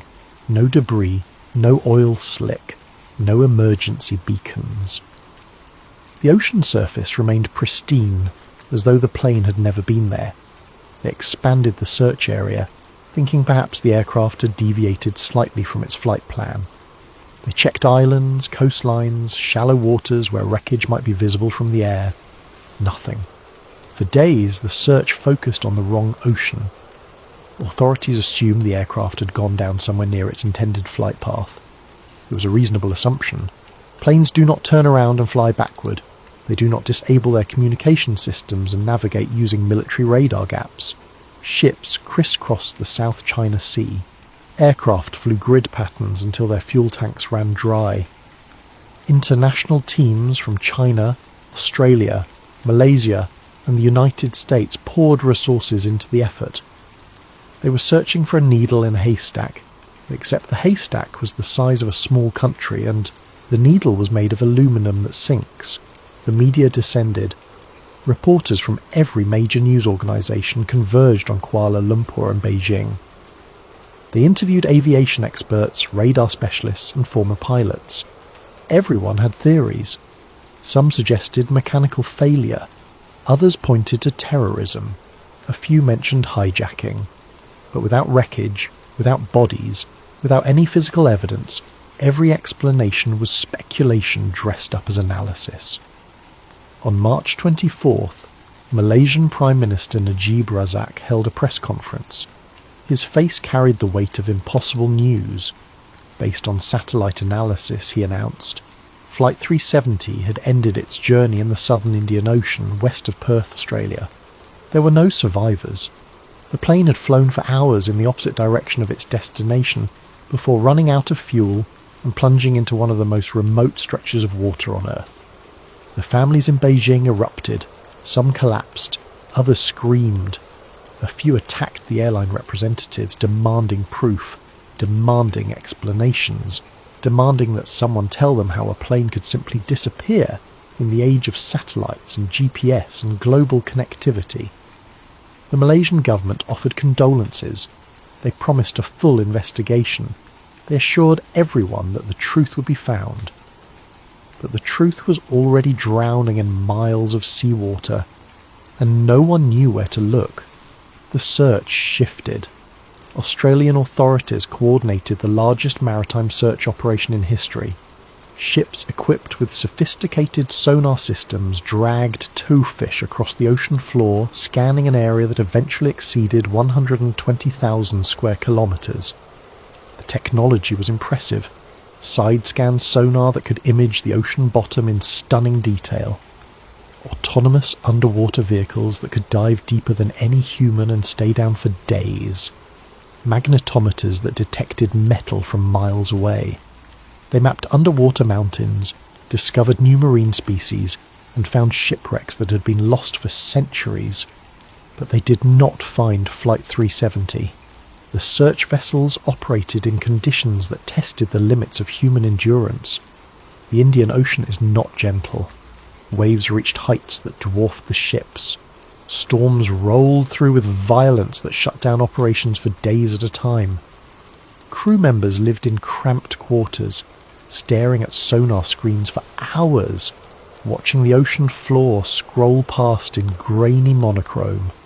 Every anomaly triggered excitement. Every rock formation that looked slightly out of place became a potential lead. They would mark the coordinates, send down an underwater vehicle to investigate, and find nothing but geology and marine life. The operation cost more than $160 million. It involved multiple nations, dozens of ships, and thousands of personnel. It continued for nearly 3 years. In January of 2017, the search was officially suspended. The families of the missing were left with condolences and questions. The ocean had swallowed an entire aircraft, and it was not giving it back. Fragments of proof. Then the ocean began to speak, one piece at a time. In July of 2015, Johnny Baig, a municipal worker on Reunion Island, was cleaning a beach on the eastern shore. It was routine work. Trash washed ashore constantly. Plastic bottles, fishing nets, debris from ships passing through the Indian Ocean shipping lanes. But this piece was different. It was large, maybe 6 feet long, covered in barnacles and algae. The metal underneath showed through in places, along with what looked like identifying numbers. Begay called the authorities. Within hours, aviation experts arrived. They photographed the object from every angle. They documented the barnacle growth, the corrosion patterns, the way the metal had torn. Then they loaded it onto a plane and flew it to France, where specialists at a facility outside Toulouse would examine it in a climate-controlled laboratory. It was a flaperon, part of the wing structure used to control the aircraft during landing. The serial numbers matched. It came from 9 Mike Romeo Oscar. It came from Flight 370. The discovery changed everything. It proved the aircraft had not been hidden on some remote island or secret military base. It had crashed. It had broken apart. And the currents of the Indian Ocean had been slowly distributing the wreckage for over a year. But the flaperon also raised questions. It showed evidence of high-speed impact, but not catastrophic destruction. The way it had separated from the wing suggested the aircraft had hit the water hard, but perhaps not as violently as a straight nosedive would produce. Some experts argued this indicated a controlled ditching attempt. Others said it proved nothing beyond the fact that the plane had crashed. Over the following months, more fragments appeared. A piece of wing washed ashore in Mozambique in February of 2016. Interior panelling from the cabin turned up on Madagascar a month later. A section of engine cowling arrived on the coast of Tanzania. Each fragment carried the signature marks of the missing Boeing 777. The Indian Ocean had been slowly digesting the wreckage for years, and now it was offering proof that the aircraft had indeed met its end in those waters. Beachcombers became amateur investigators. People walking coastlines across the western Indian Ocean began looking for debris. They found fragments of composite material, pieces of what might have been seat components, scraps of metal that could have come from anywhere. The Malaysian government established protocols for reporting finds. Each piece was documented, photographed and analysed. Some were confirmed as coming from Flight 370. Others were from different aircraft, different accidents, different tragedies that the ocean had also claimed, but the fragments raised as many questions as they answered. Why only small pieces? Where was the main wreckage? Where were the flight data recorders, the black boxes that could explain everything? The pieces that had washed ashore represented less than 1% of the aircraft's total mass. A 777 weighs over 300,000 pounds empty. What had been recovered could fit in a cargo van. The rest remained hidden somewhere beneath miles of water. Ocean current experts studied the drift patterns. They built computer models simulating how debris would move through the Indian Ocean. They factored in wind, surface currents, deep ocean circulation patterns, and the Coriolis effect. The model suggested that if debris had appeared on Reunion Island in July of 2015, the crash site must be farther north and east than the official search area. The plane might have come down closer to Madagascar, not off the coast of Australia. If true, the entire 3-year search had been conducted in the wrong ocean. The ships had dragged their sonar arrays over the wrong sea floor, the underwater vehicles had photographed the wrong underwater mountains, and Flight 370 remained exactly where it had always been, untouched and undiscovered. The official conclusion: in July of 2018, the Malaysian government released its final report on the disappearance. The document ran to hundreds of pages. It contained radar data, satellite analysis, maintenance records, and biographical profiles of the crew. It examined the cargo manifest, passenger lists, and airport security footage. It included testimony from air traffic controllers, statements from family members, and technical assessments from aviation engineers.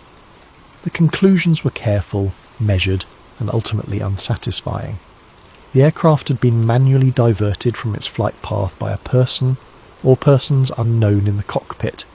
The communication systems had been deliberately disabled. The transponder did not fail. Someone turned it off. The OCAR system, which transmits engine performance data, was also disabled.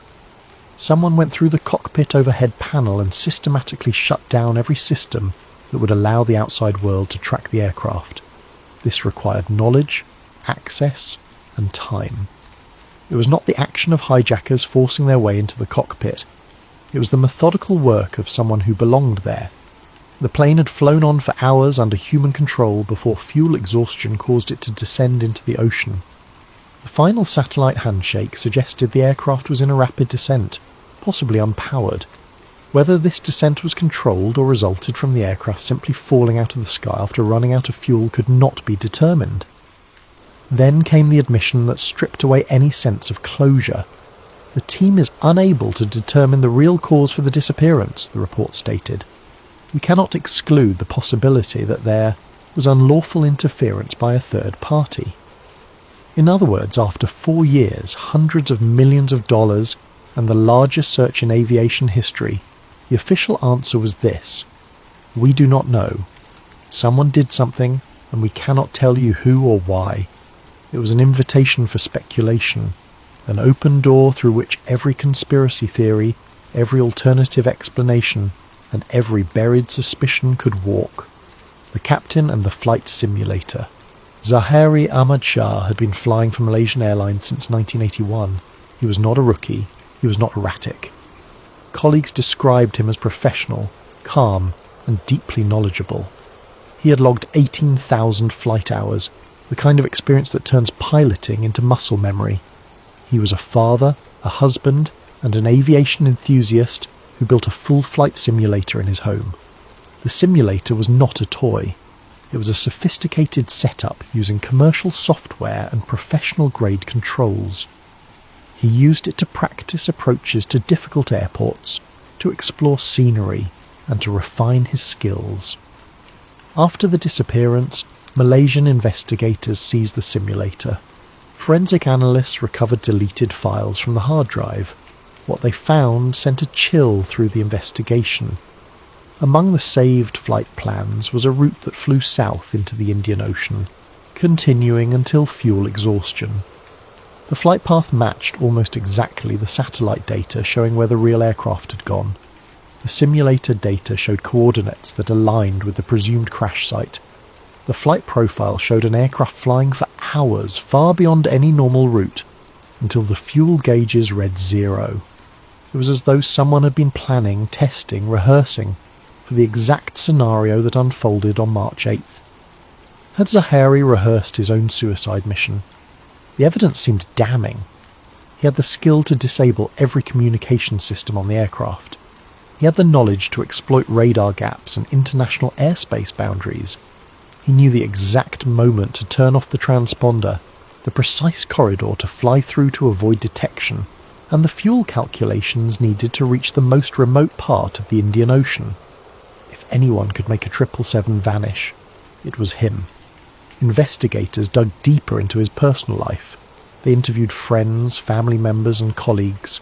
They examined his financial records, his political affiliations, and his social media activity. They found a man who seemed, by all accounts, content. His marriage had its problems, but what marriage does not after decades? His finances were stable. He was respected at work and liked by those who knew him. He had no terminal illness, no crushing debt, no scandal that would drive someone to desperate action. Some pointed to his support for Malaysian opposition leader Anwar Ibrahim, who had been convicted of sodomy charges just hours before the flight departed. Zahari had attended political rallies. He had posted on social media about government corruption and judicial overreach. Could he have been so enraged by the verdict that he decided to make a political statement written in jet fuel and ocean water? The theory felt strained.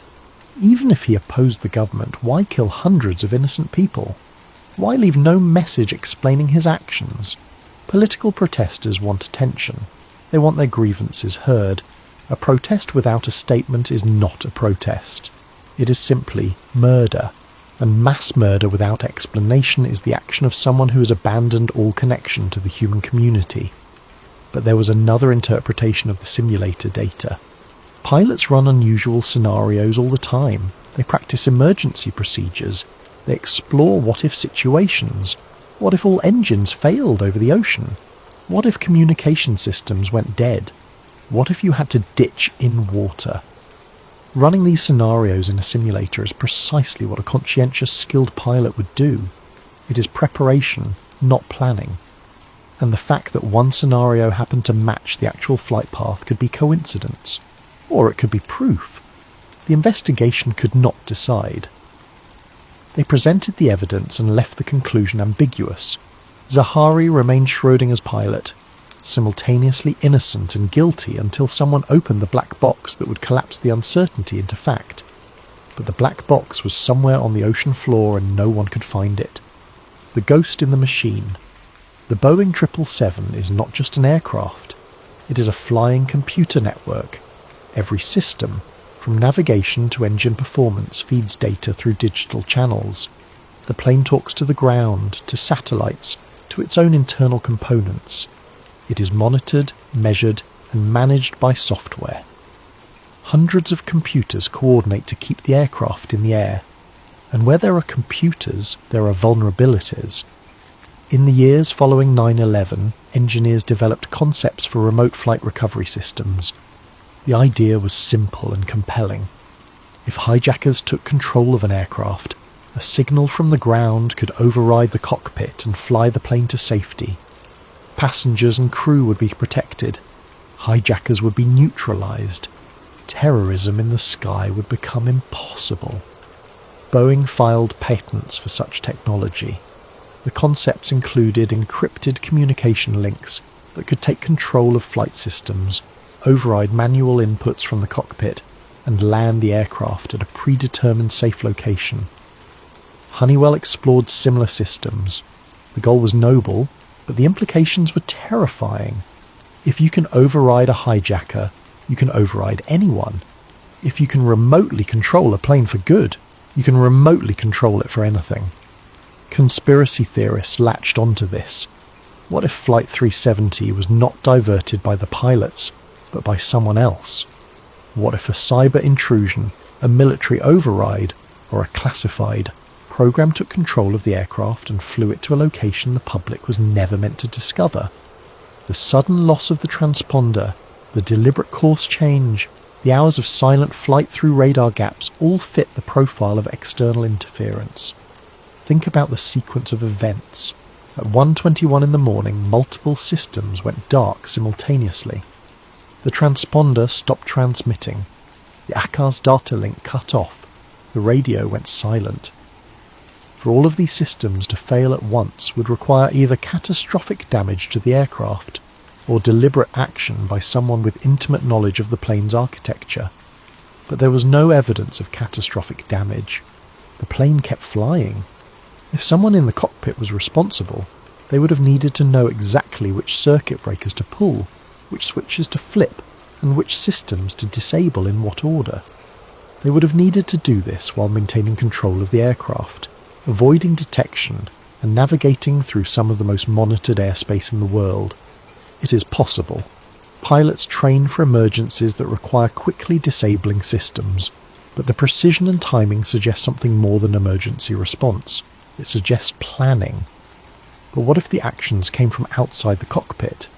What if someone accessed the aircraft systems remotely and took control? The Boeing 777 does have data links that allow ground personnel to communicate with the aircraft's computers. These links are used for routine maintenance monitoring and software updates. They are encrypted and secured, but encryption can be broken, and security can be bypassed.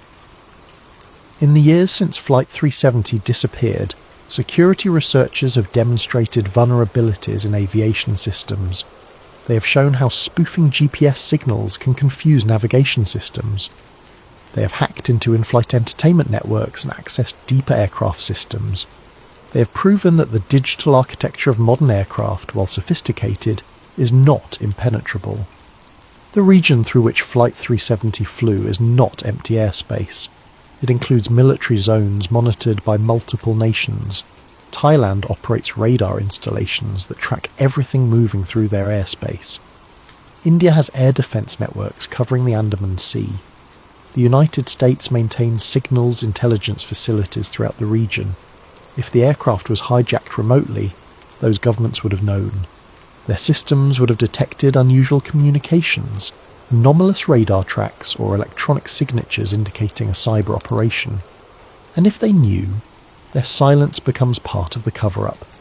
It transforms the disappearance from a tragedy into an act of war, or espionage, or some classified operation that cannot be acknowledged without exposing capabilities the public is not meant to know exist. But there is a problem. No evidence exists that remote override technology was ever installed on 9 Mike Romeo Oscar. The systems were theoretical, not operational. Boeing and Malaysian Airlines both confirmed that the aircraft lacked any such capability. Hacking into a plane mid-flight would require exploiting vulnerabilities that had never been demonstrated in a real-world scenario outside of controlled research environments. It is possible in the way that many things are technically possible, but that does not make it probable. Still, the theory persists because it answers the unanswerable. If human error or pilot suicide seems too simple, and if mechanical failure does not fit the facts, then external interference becomes the explanation that fills the void. It transforms a tragedy into a crime, and crimes have perpetrators. Crimes can be solved. Someone can be held accountable. The alternative, that chaos simply reached up and snatched 239 people out of existence, offers no one to blame and no path to justice. The island, no one admits exists. There is a place in the Indian Ocean that does not appear on most commercial maps. Diego Garcia, a coral atoll in the Chagos archipelago, leased by the British to the United States military. It hosts one of the most secretive and strategically important military installations on the planet. Long-range bombers operate from its runways. Nuclear submarines resupply at its docks. Intelligence operations launch from its secure facilities. Detainees captured in the War on Terror have been held there, far from lawyers and oversight, and it lies within fuel range of the last known position of Flight 370. The atoll is small, barely visible on most maps, but its strategic value is enormous. Diego Garcia sits at the crossroads of the Indian Ocean, positioned perfectly to project military power across Africa, the Middle East and South Asia. The base is so sensitive that even acknowledging operations there requires security clearances most military personnel will never obtain. What happens on Diego Garcia stays on Diego Garcia. Online researchers began connecting dots almost immediately after the disappearance. What if the aircraft did not crash? What if it was intercepted after entering restricted airspace and forced to land at Diego Garcia? The theory gained traction for several reasons. First, a controlled landing would explain the lack of debris in the initial search area. If the plane landed intact, there would be no wreckage floating in the South China Sea. The weeks of fruitless searching would make perfect sense. They were looking for something that had never crashed.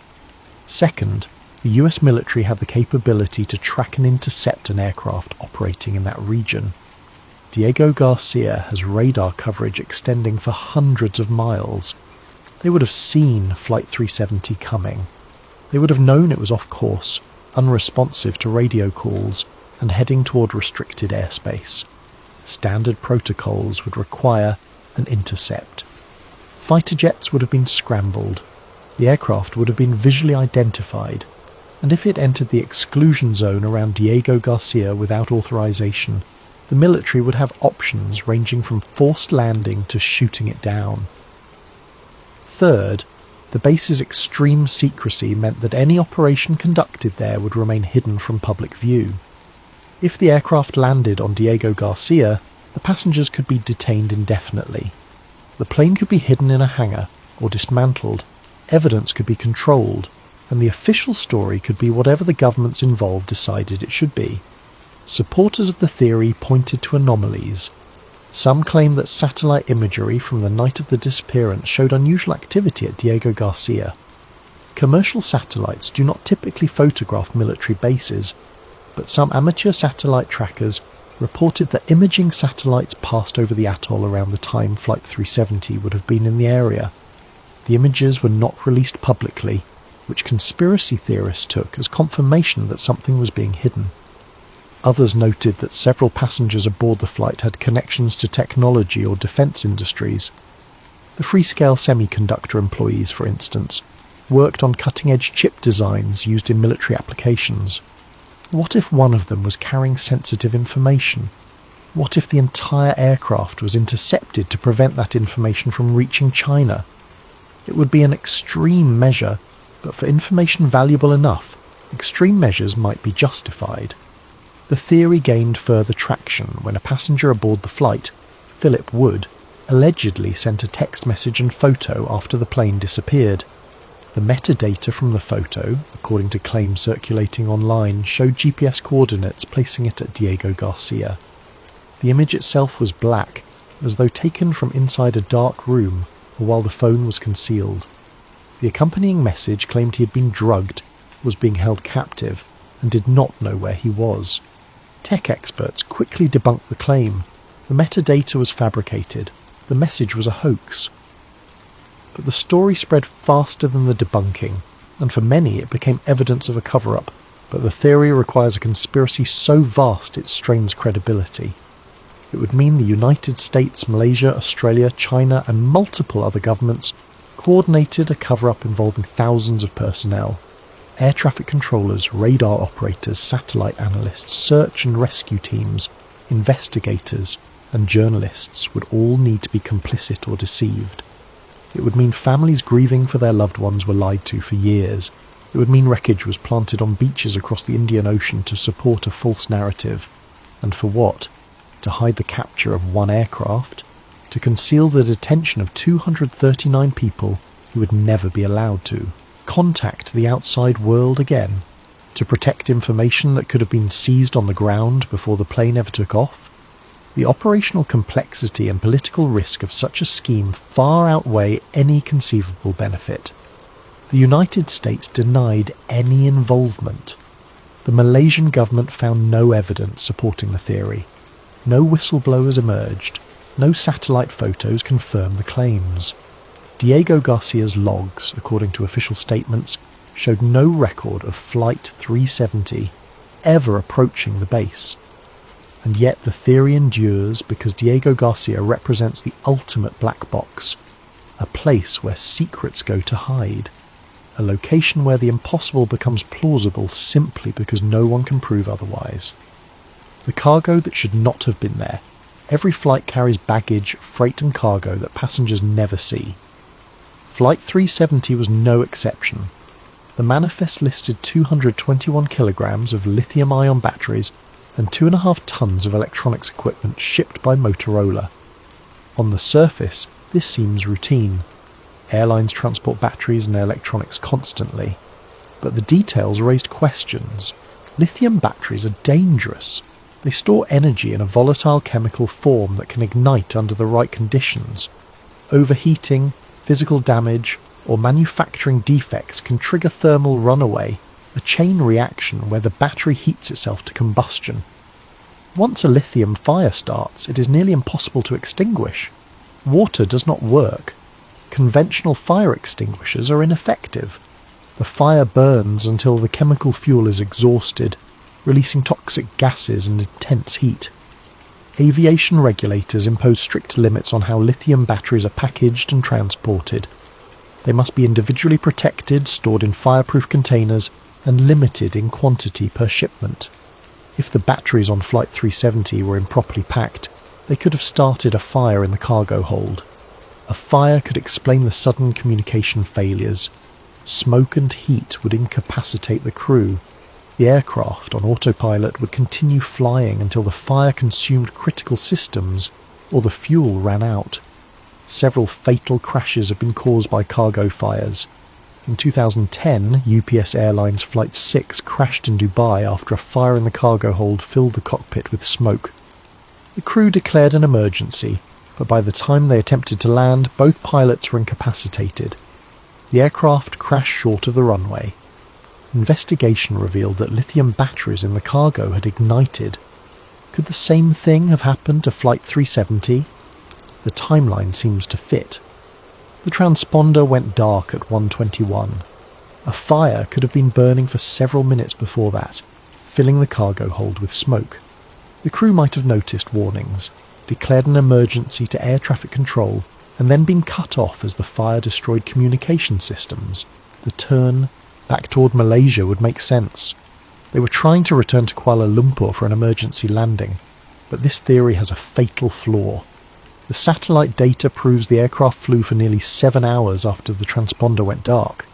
A cargo fire severe enough to disable communications would have destroyed the plane within minutes, not hours. The fire would have burned through control cables, hydraulic lines, and structural components. The aircraft would have become uncontrollable and crashed in the South China Sea, not the Indian Ocean. And the deliberate course change, the precise navigation through radar gaps, suggests human intent, not a crew desperately fighting a fire. Other researchers focused on the nature of the cargo itself. What was Motorola shipping? The manifest listed the items as electronics, but provided no specifics. Customs documents showed weights that did not quite match the manifest. Some components were listed as radio equipment. Others were described as accessories. The vagueness invited speculation. Some theorized that the cargo included sensitive technology or intelligence materials being transported to China. Semiconductor components, encrypted communications devices, prototypes of military hardware. If true, could a foreign power have intercepted the aircraft to seize the cargo? Could the plane have been shot down to prevent the technology from reaching its destination? These theories collapse under scrutiny. Shooting down a civilian airliner to stop a shipment of electronics is not how intelligence agencies operate. It is too public, too messy, and too risky. If a government wanted to intercept cargo, they would do it on the ground, at the airport, before the plane ever took off. Customs inspections, security screenings, and freight audits provide ample opportunity to examine cargo without resorting to aircraft interception. And even if someone did shoot down Flight 370, the debris would have been found. A missile strike leaves evidence. Wreckage does not fly 7 hours south and then gently scatter itself across the Indian Ocean. Missile fragments would be embedded in the debris. Chemical residues from the warhead would be detectable. Radar systems across multiple countries would have tracked the missile launch and impact. The cargo conspiracy persists because the manifest documents remain incomplete. Conflicting reports about weights and contents fuel suspicion. When governments cannot provide clear answers about what was on the plane, people assume they're hiding something, and perhaps they are. But the secret is more likely bureaucratic incompetence than international intrigue. Shipping manifests are often incomplete, especially for complex electronics. Customs forms are filled out by freight handlers who may not understand the technical specifications of what they are loading. Errors happen, discrepancies appear, and in the absence of malice, never attribute to conspiracy what can be explained by ordinary human carelessness. The shadow plane. 4 months after Flight 370 disappeared, another Malaysian Airlines Boeing 777 met a violent end. On July 17, 2014, Flight 17 was shot down over eastern Ukraine by a surface-to-air missile fired from territory controlled by Russian-backed separatists. 298 people died. The aircraft disintegrated at cruising altitude, scattering wreckage across fields and villages in the war zone. Bodies fell from the sky. Debris rained down over an area covering several square kilometres. The similarities were impossible to ignore. Same airline, same aircraft type, similar flight numbers, both disasters occurring within months of each other. For conspiracy theorists, the coincidence was too perfect. They proposed something breathtaking in its audacity. What if Flight 370 never crashed? What if it was secretly moved, repainted with the registration number of Flight 17, and deliberately destroyed over Ukraine to escalate geopolitical tensions with Russia? The theory goes like this. Flight 370 was taken, either by interception or by pilot action, and flown to a secret location. The passengers were disposed of, the exact method left to imagination. The aircraft was stored in a hangar, repainted, and fitted with the registration number and markings of Flight 17. On July 17th, this substitute aircraft, already filled with corpses to match the passenger manifest, was flown into Ukrainian airspace along the route that Flight 17 should have taken.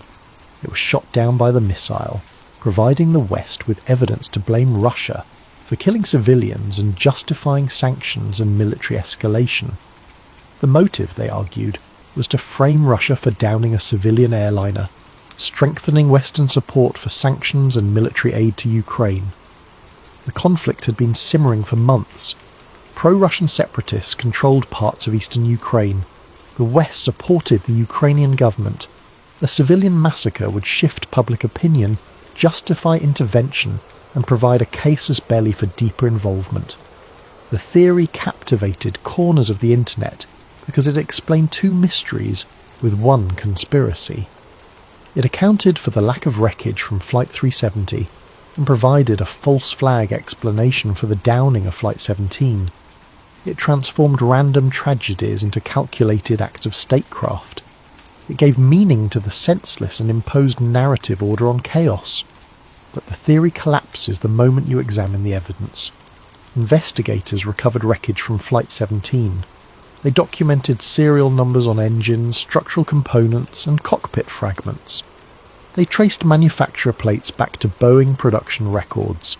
Every piece confirmed the aircraft was indeed the plane that departed Amsterdam on July 17th, carrying 298 passengers and crew, not a substitute flown in from a hangar somewhere. The wreckage analysis was exhaustive. Independent investigators from the Netherlands, Australia, Belgium, Malaysia and Ukraine participated. They recovered the cockpit, pieced together the fuselage sections, and examined the damage patterns. The aircraft showed evidence of high-energy fragmentation, consistent with proximity detonation of a surface-to-air missile warhead. Shrapnel had penetrated the airframe from outside. The damage was not staged, it was real. Moreover, the two aircraft had different maintenance histories, different configurations, and different equipment installed. Flight 370 was an older aircraft delivered in 2002. Flight 17 was newer, delivered in 1997. They had different interior layouts, different in-flight entertainment systems, different wear patterns from years of service. Swapping them would require replacing every component that carried identifying information. It would mean fooling airline staff who had worked on both planes, airport personnel who had serviced them, investigators from multiple nations who examined the wreckage, and the families of passengers who boarded Flight 17 in Amsterdam and could identify their loved ones from the remains recovered. The logistics alone make the theory impossible. You cannot secretly move a 777 without dozens of people noticing. Aircraft require maintenance crews, fuel trucks, tow vehicles and flight plans. They leave paper trails, hangar records, surveillance footage, radio communications. Every step of moving an aircraft from one location to another generates documentation, and every person involved in such an operation becomes a potential whistleblower. And yet the theory persists because the human mind seeks patterns, even in chaos. 2 Malaysian Airlines 777s meeting disaster within 4 months feels like it cannot be coincidence. The timing seems too perfect, the similarities too pronounced. But coincidences happen. Probability does not care about narrative symmetry. Sometimes the universe is just cruel. Sometimes tragedies cluster for no reason other than random chance and the sheer number of flights operating every day. The mathematics of silence in Marsat, the British satellite company, became an unlikely protagonist in the search for Flight 370. Their satellites provided the only real-time data showing where the aircraft had gone after disappearing from radar. The system was never designed for tracking planes.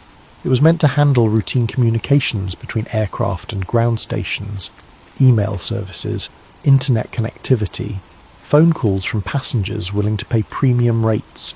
But engineers realised they could extract information from the signal itself. Every hour, the aircraft's communication system sent an automatic handshake to the satellite, a digital ping confirming the connection was active. Think of it as a heartbeat, the system checking in to say I'm still here. These pings did not contain GPS data. They did not include altitude, heading, or speed. They were simply electronic acknowledgements that the link between aircraft and satellite remained intact. But buried in these pings was information. 2 crucial pieces of data that, combined, could reveal where the aircraft had been. First, the time it took for the signal to travel from the plane to the satellite revealed distance. Radio waves travel at the speed of the light, a constant. Measure the round-trip time of the signal, and you can calculate how far the aircraft was from the satellite. This gave engineers a circle. Somewhere on this circle, at this specific distance from the satellite, was Flight 370. Second, the frequency shift caused by the plane's movement revealed direction. This is the Doppler effect, the same phenomenon that makes a siren sound different as it approaches or recedes. If the aircraft was moving toward the satellite, the radio signal would be compressed, increasing in frequency. If moving away, the signal would be stretched, decreasing in frequency. Measure this shift precisely enough and you can determine whether the aircraft was moving north or south along that circle. Analysts fed this data into computer models. They calculated possible flight paths. They cross-referenced fuel consumption rates, aircraft performance specifications, and wind patterns recorded on the night of the disappearance. They accounted for the weight of the aircraft, the efficiency of the engines at different altitudes, and the atmospheric conditions along various routes. The mathematics pointed south. The aircraft had flown into the Indian Ocean, beyond any hope of landing, until the fuel tanks ran dry and the engines flamed out.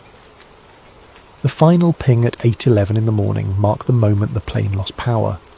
The satellite received a partial handshake, an incomplete communication that suggested the aircraft's electrical systems were failing. This could mean the engines had stopped. Without engines, the generators that power the aircraft systems would shut down.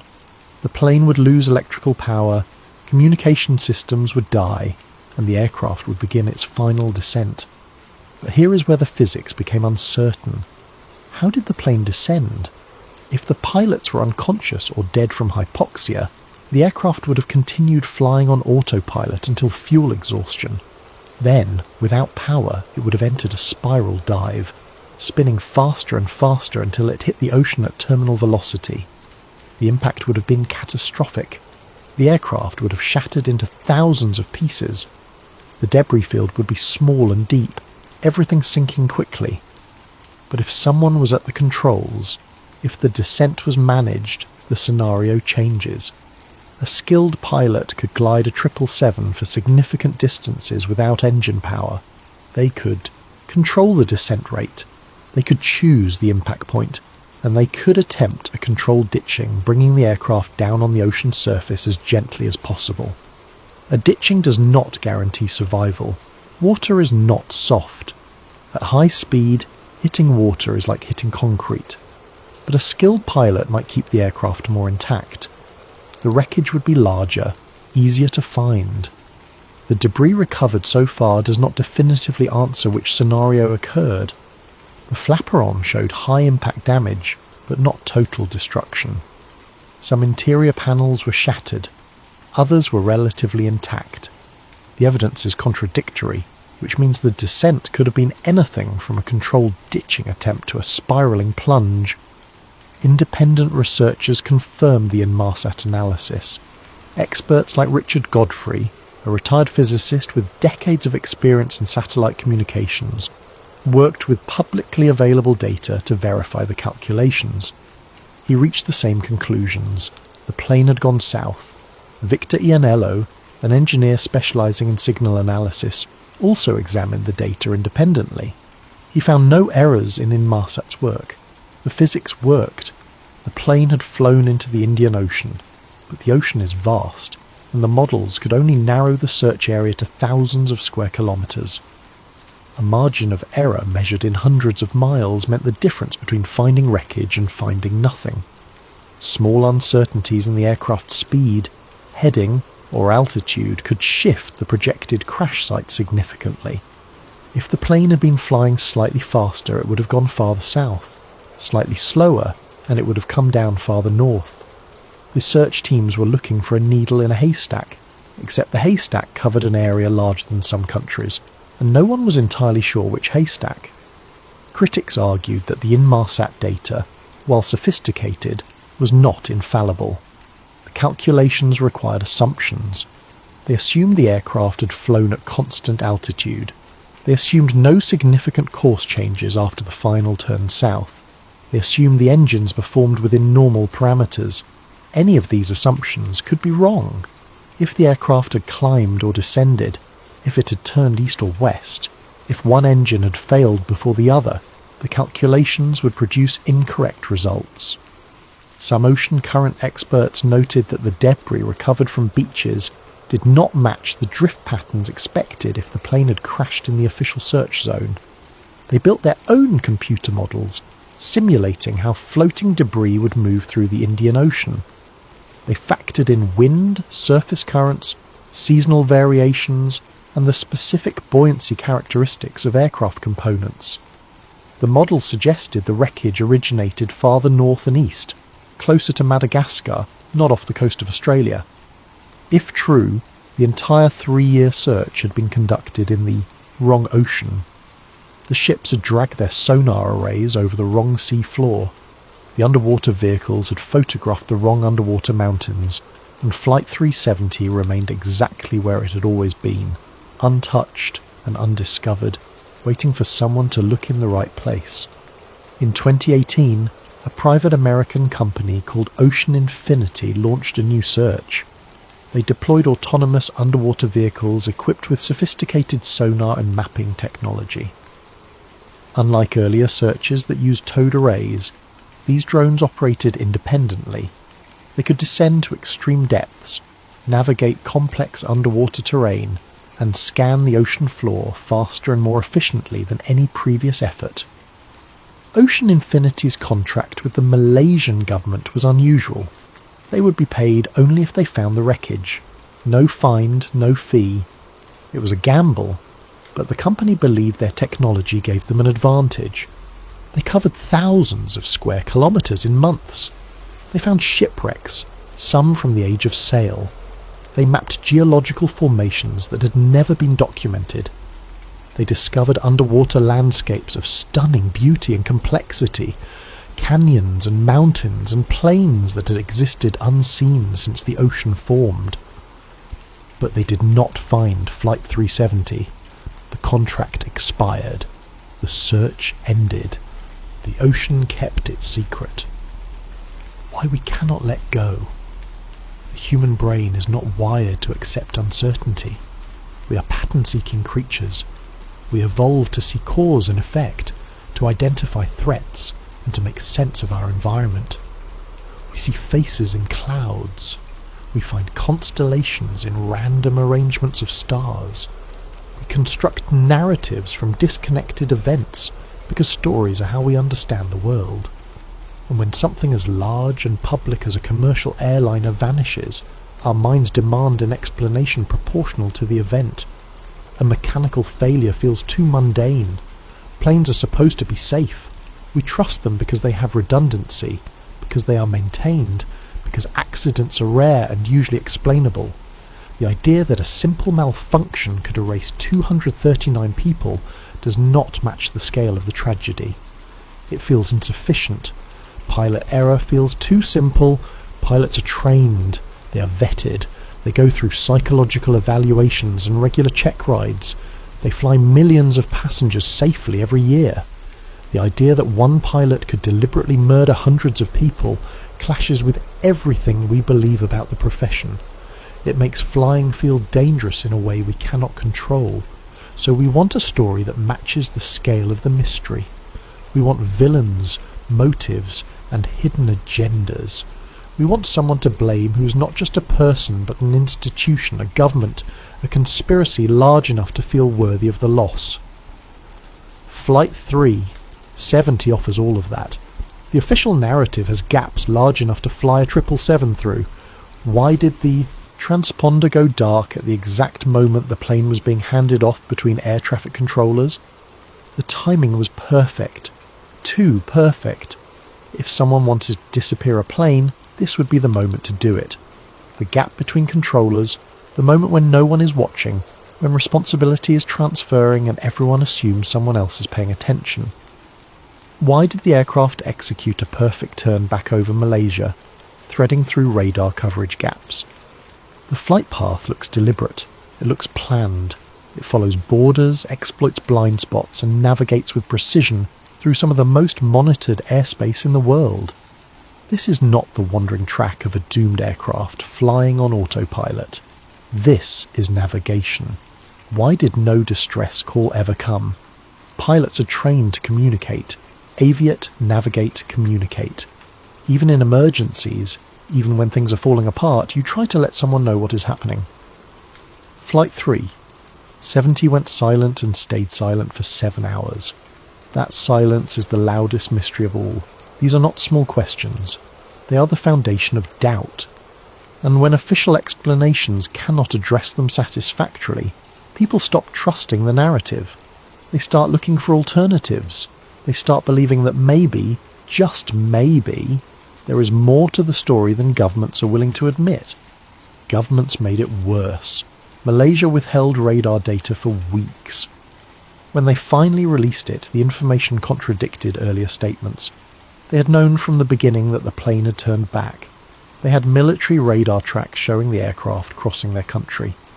But they did not share this information with search teams looking in the wrong ocean. Vietnam and Thailand admitted, only later, that their military systems had also tracked the aircraft but did not report it in real time. They saw a plane flying through their airspace without authorization, and they did nothing. No fighter jets scrambled, no alerts issued. The aircraft just flew through, and they watched it go. Australia led a search effort in an area that might have been entirely wrong. They committed ships, personnel, and millions of dollars based on satellite calculations that, while sophisticated, carried significant uncertainty. They found nothing, and then declared the search suspended.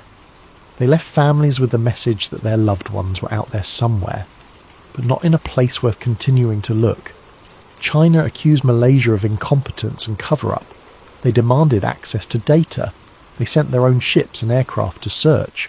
They organised family groups and applied diplomatic pressure. But they also controlled the narrative within China, censoring online discussions and managing information flow to prevent panic or political embarrassment. The families of the missing were given conflicting information, false hope, and bureaucratic runarounds. They were told the plane had crashed, then told searchers were still looking for survivors. They were shown debris, then told it might not be from their loved one's aircraft. They were promised transparency, then given redacted reports and classified annexes they could not read. When authorities cannot agree on basic facts, the public stops trusting them. When governments withhold information, people assume the worst. When official explanations do not make sense, alternative theories fill the void. And those theories persist because in some cases they explain the evidence better than the official narrative. History teaches us that institutional deception is not paranoia, it is precedent. Governments have lied about downed airliners before. In 1988, the United States Navy cruiser Vincennes shot down Iran Air Flight 655 over the Persian Gulf, killing 290 people. The initial reports claimed the airliner was descending aggressively toward the ship and had been mistaken for a military aircraft. The Vincennes, operating in a combat zone, fired missiles in self-defense.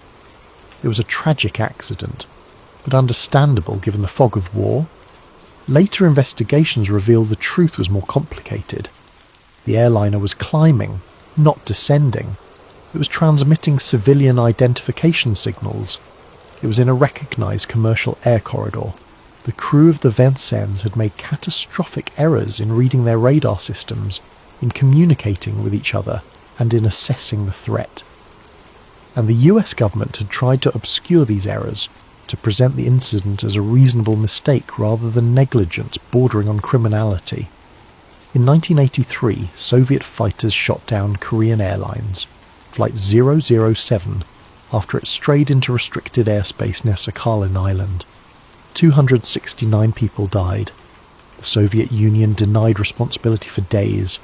They claimed they had not fired on the aircraft. Then they admitted they had fired but claimed the aircraft had been on a spy mission, deliberately violating Soviet airspace to gather intelligence. They presented radar tracks and radio intercepts that, they argued, proved the aircraft was not a civilian flight. Investigations eventually revealed it was a navigational error. The pilots had programmed the wrong coordinates into their autopilot. The aircraft had drifted hundreds of miles off course. Soviet air defense, operating under Cold War paranoia and assuming the worst, had shot first and investigated later.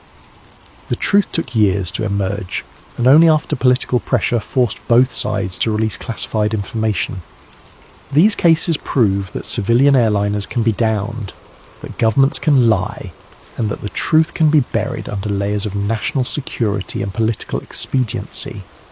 When Flight 370 disappeared, these historical echoes shaped public perception. If it happened before, it could happen again. If they lied then, why? Believe them now. The Snowden revelations added fuel. After 2013, the world knew that intelligence agencies conducted mass surveillance, infiltrated communications networks, and operated with minimal oversight. The NSA collected phone records, emails, and internet traffic on a scale that would have seemed impossible before the leaks. They tapped undersea cables. They compromised encryption standards. They monitored foreign leaders, allies, and their own citizens. The idea that a classified program could remotely hijack an aircraft no longer seemed like science fiction.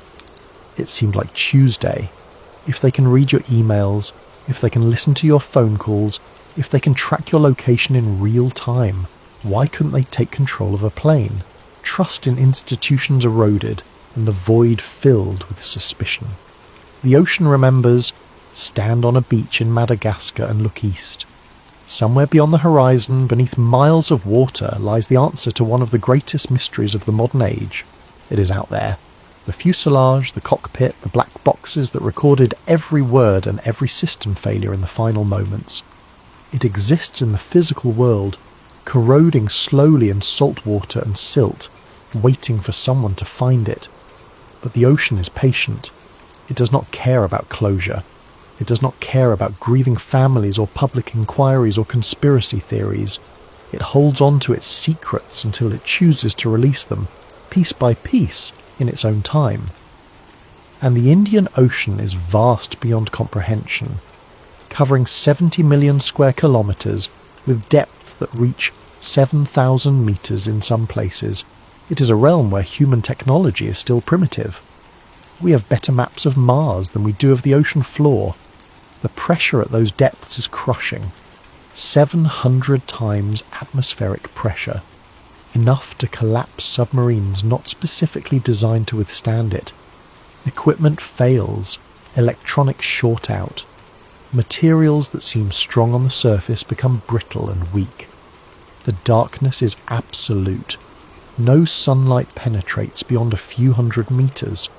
Everything below that exists in permanent night, a world where vision is useless and sound is king.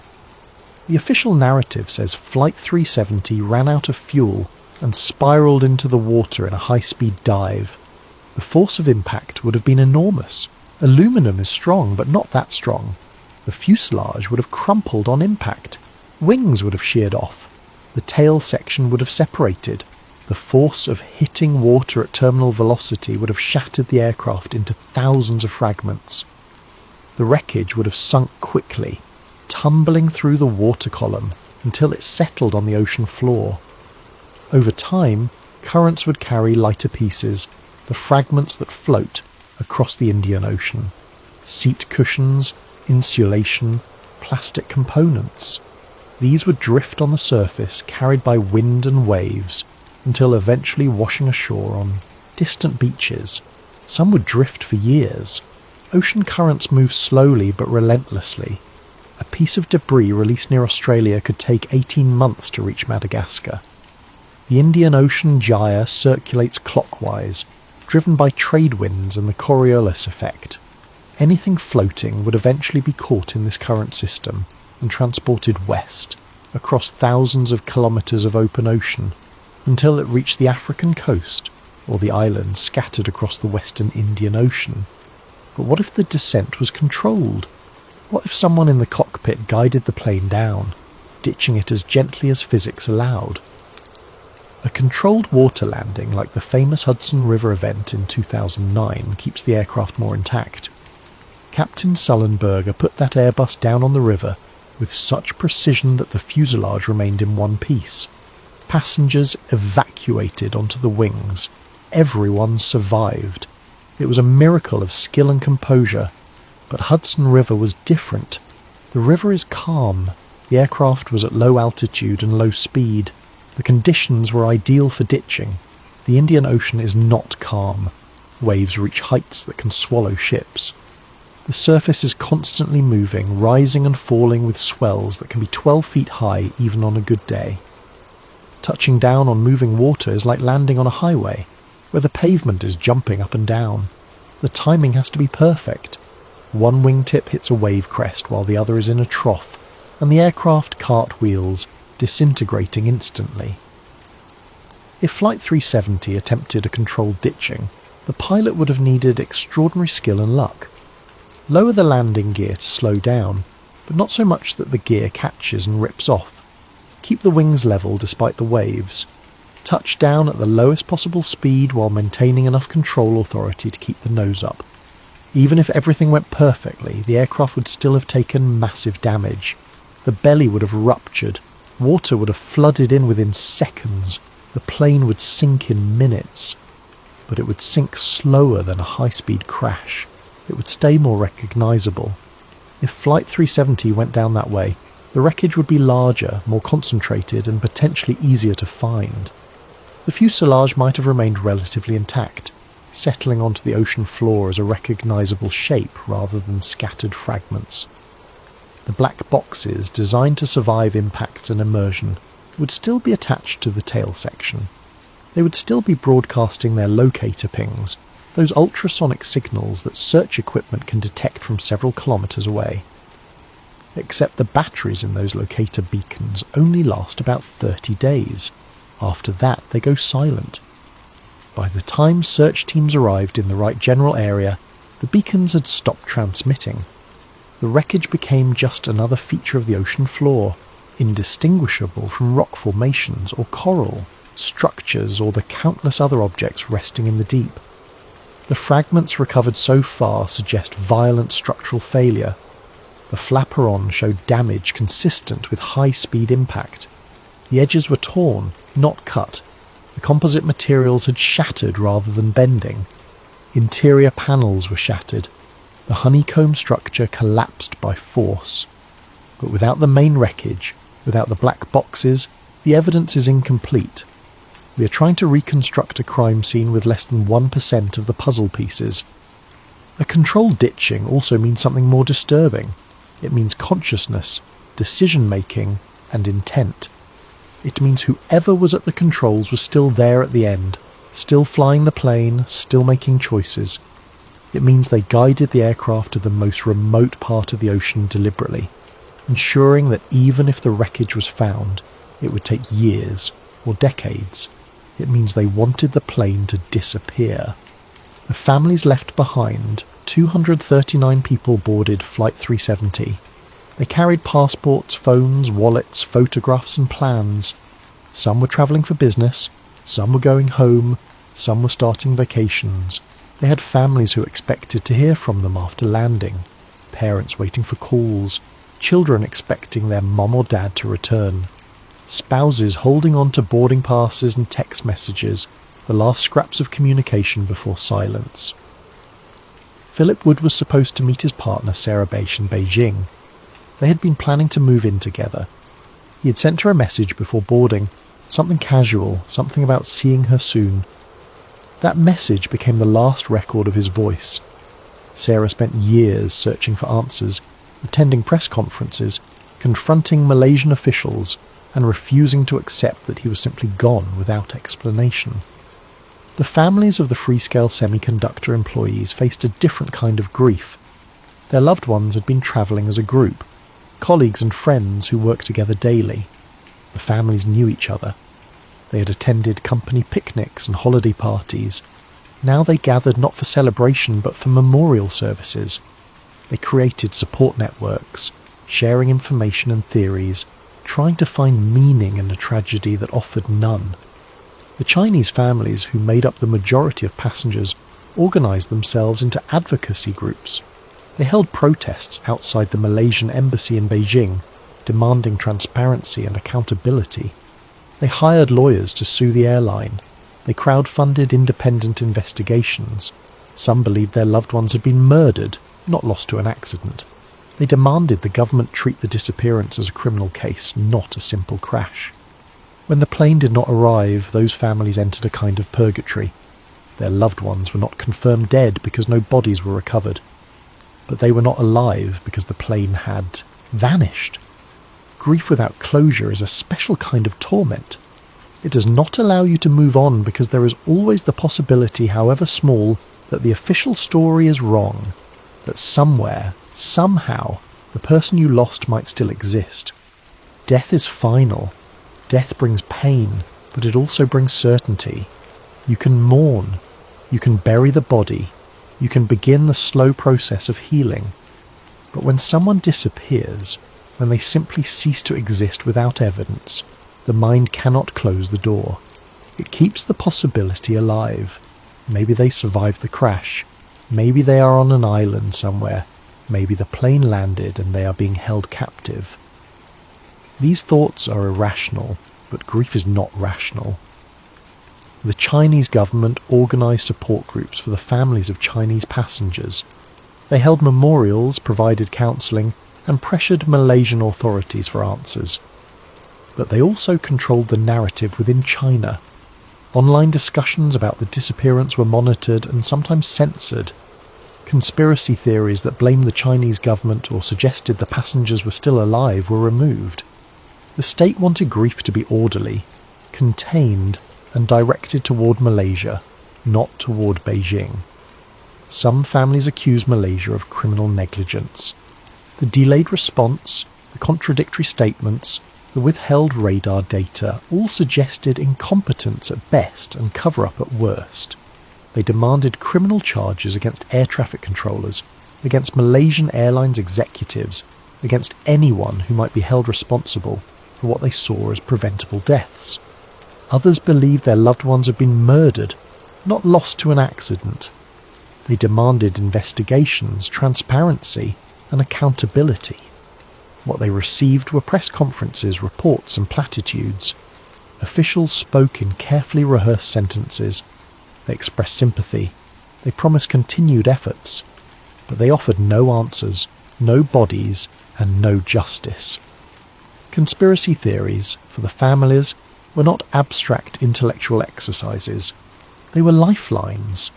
If the plane had been taken, their loved ones might still be alive. If there was a cover-up, there might be justice. The alternative, that random catastrophe had simply erased the people they loved, offered nothing to hold on to, and so they clung to possibilities, no matter how unlikely, because the human heart needs hope, even when hope is irrational. 10 years later, some families still search. They organise independent investigations. They crowdfund search efforts. They analyse ocean currents and drift models. They correspond with retired aviation experts and amateur researchers. They refuse to accept that the answer is we do not know and never will. Because for them, the missing are not a cold case. They are parents, children, friends, and partners who deserve to be found. Grace Nathan lost her mother on Flight 370. She has spent the decade since becoming an advocate for families of the missing. She attends conferences. She speaks to journalists. She pressures governments to continue searching. She has become an expert in satellite analysis, ocean current modelling, and aviation investigation procedures. She did not choose this expertise. It was forced upon her by the refusal of authorities to provide answers. She learned because no one else would do it for her. There are dozens like her. Family members who transformed grief into action, who refused to be placated by official statements, who learned the technical details of aircraft systems and search methodologies because they needed to understand what happened. They are amateur investigators driven by love and loss. And they will not stop searching because stopping means accepting that their loved ones are gone forever, without explanation. The final accounting. On March 8th, 2014, at 12:41 in the morning, a Boeing 777 departed Kuala Lumpur for Beijing. At 8:11 that morning, it sent its last signal to a satellite. In the hours between, someone or something redirected the aircraft, disabled its communication systems, and flew it into one of the most remote parts of the planet. The official investigation concluded that manual intervention was responsible, but could not identify who or why. The search for wreckage became the most expensive in aviation history and found almost nothing. The families of the missing were left without answers, without bodies, and without closure. The conspiracy theories emerged because the gaps in the official story were too large to ignore. Every alternative explanation, from pilot suicide to remote hijacking to military interception, attempted to impose logic on the void. Some theories were plausible, others were absurd, but all of them shared a common origin: the refusal to accept that the world's most advanced aviation infrastructure could lose an aircraft and never recover it. What we know is this. Flight 370 flew for nearly 7 hours after disappearing from civilian radar. It crossed Malaysia, turned northwest, then south. It flew over open ocean until fuel exhaustion. Debris confirmed to be from the aircraft washed ashore across the western Indian Ocean. The satellite data proves the plane went south. The fragments prove it crashed. The plane is gone. The people are gone. The answers are still out there, somewhere beneath the waves, waiting. What we do not know is why. We do not know who made the decision to turn the plane around. We do not know if it was one person or many. We do not know if it was planned or impulsive, political or personal, malicious or desperate. We do not know if the passengers died quickly from hypoxia or spent hours terrified in the dark. We do not know if the cockpit was locked, if there was a struggle, if anyone tried to stop what was happening. We do not know because the ocean does not give up its secrets easily. The search officially ended in January of 2017. The case remains open. The families still grieve. The wreckage still lies somewhere in the dark, untouched and undiscovered. And the theories persist because mysteries this profound do not die. They evolve, adapt, and take on new life with each unanswered question. Flight 3. 70 vanished, but its ghost remains. In the forums where researchers argue over satellite data. In the dreams of families who lost someone that night. in the warnings issued by aviation authorities who now know that a plane can simply disappear, and the world may never find it. The ocean holds the truth, and it is not ready to let go. Some mysteries are solved with evidence and investigation. Others are solved only with time, when the ocean finally erodes the wreckage enough for it to surface, or when someone stumbles across the debris field by accident. And some mysteries are never solved at all. They remain open wounds in the historical record, questions without answers, tragedies without closure. Flight 3. 70 is all of those things. It is a disappearance that defies explanation. A disaster that left no wreckage in the place anyone expected to find it. A crime scene with no crime that can be proven. A ghost story written in satellite data and ocean currents. And it remains, 10 years later, the plane that the world could not find and cannot forget. The sea knows what happened. The sea watched it fall. But the sea does not speak, and we are left with silence, fragments, and the terrible knowledge that 239 people left the ground and never returned. The only certainty is this. Somewhere beneath the Indian Ocean, in water too deep and too dark for light to reach, the answer still waits. It has been waiting for 10 years. It will wait for as many more as it takes. Because the ocean is patient, and the truth, however buried, does not cease to exist. It simply remains unfound.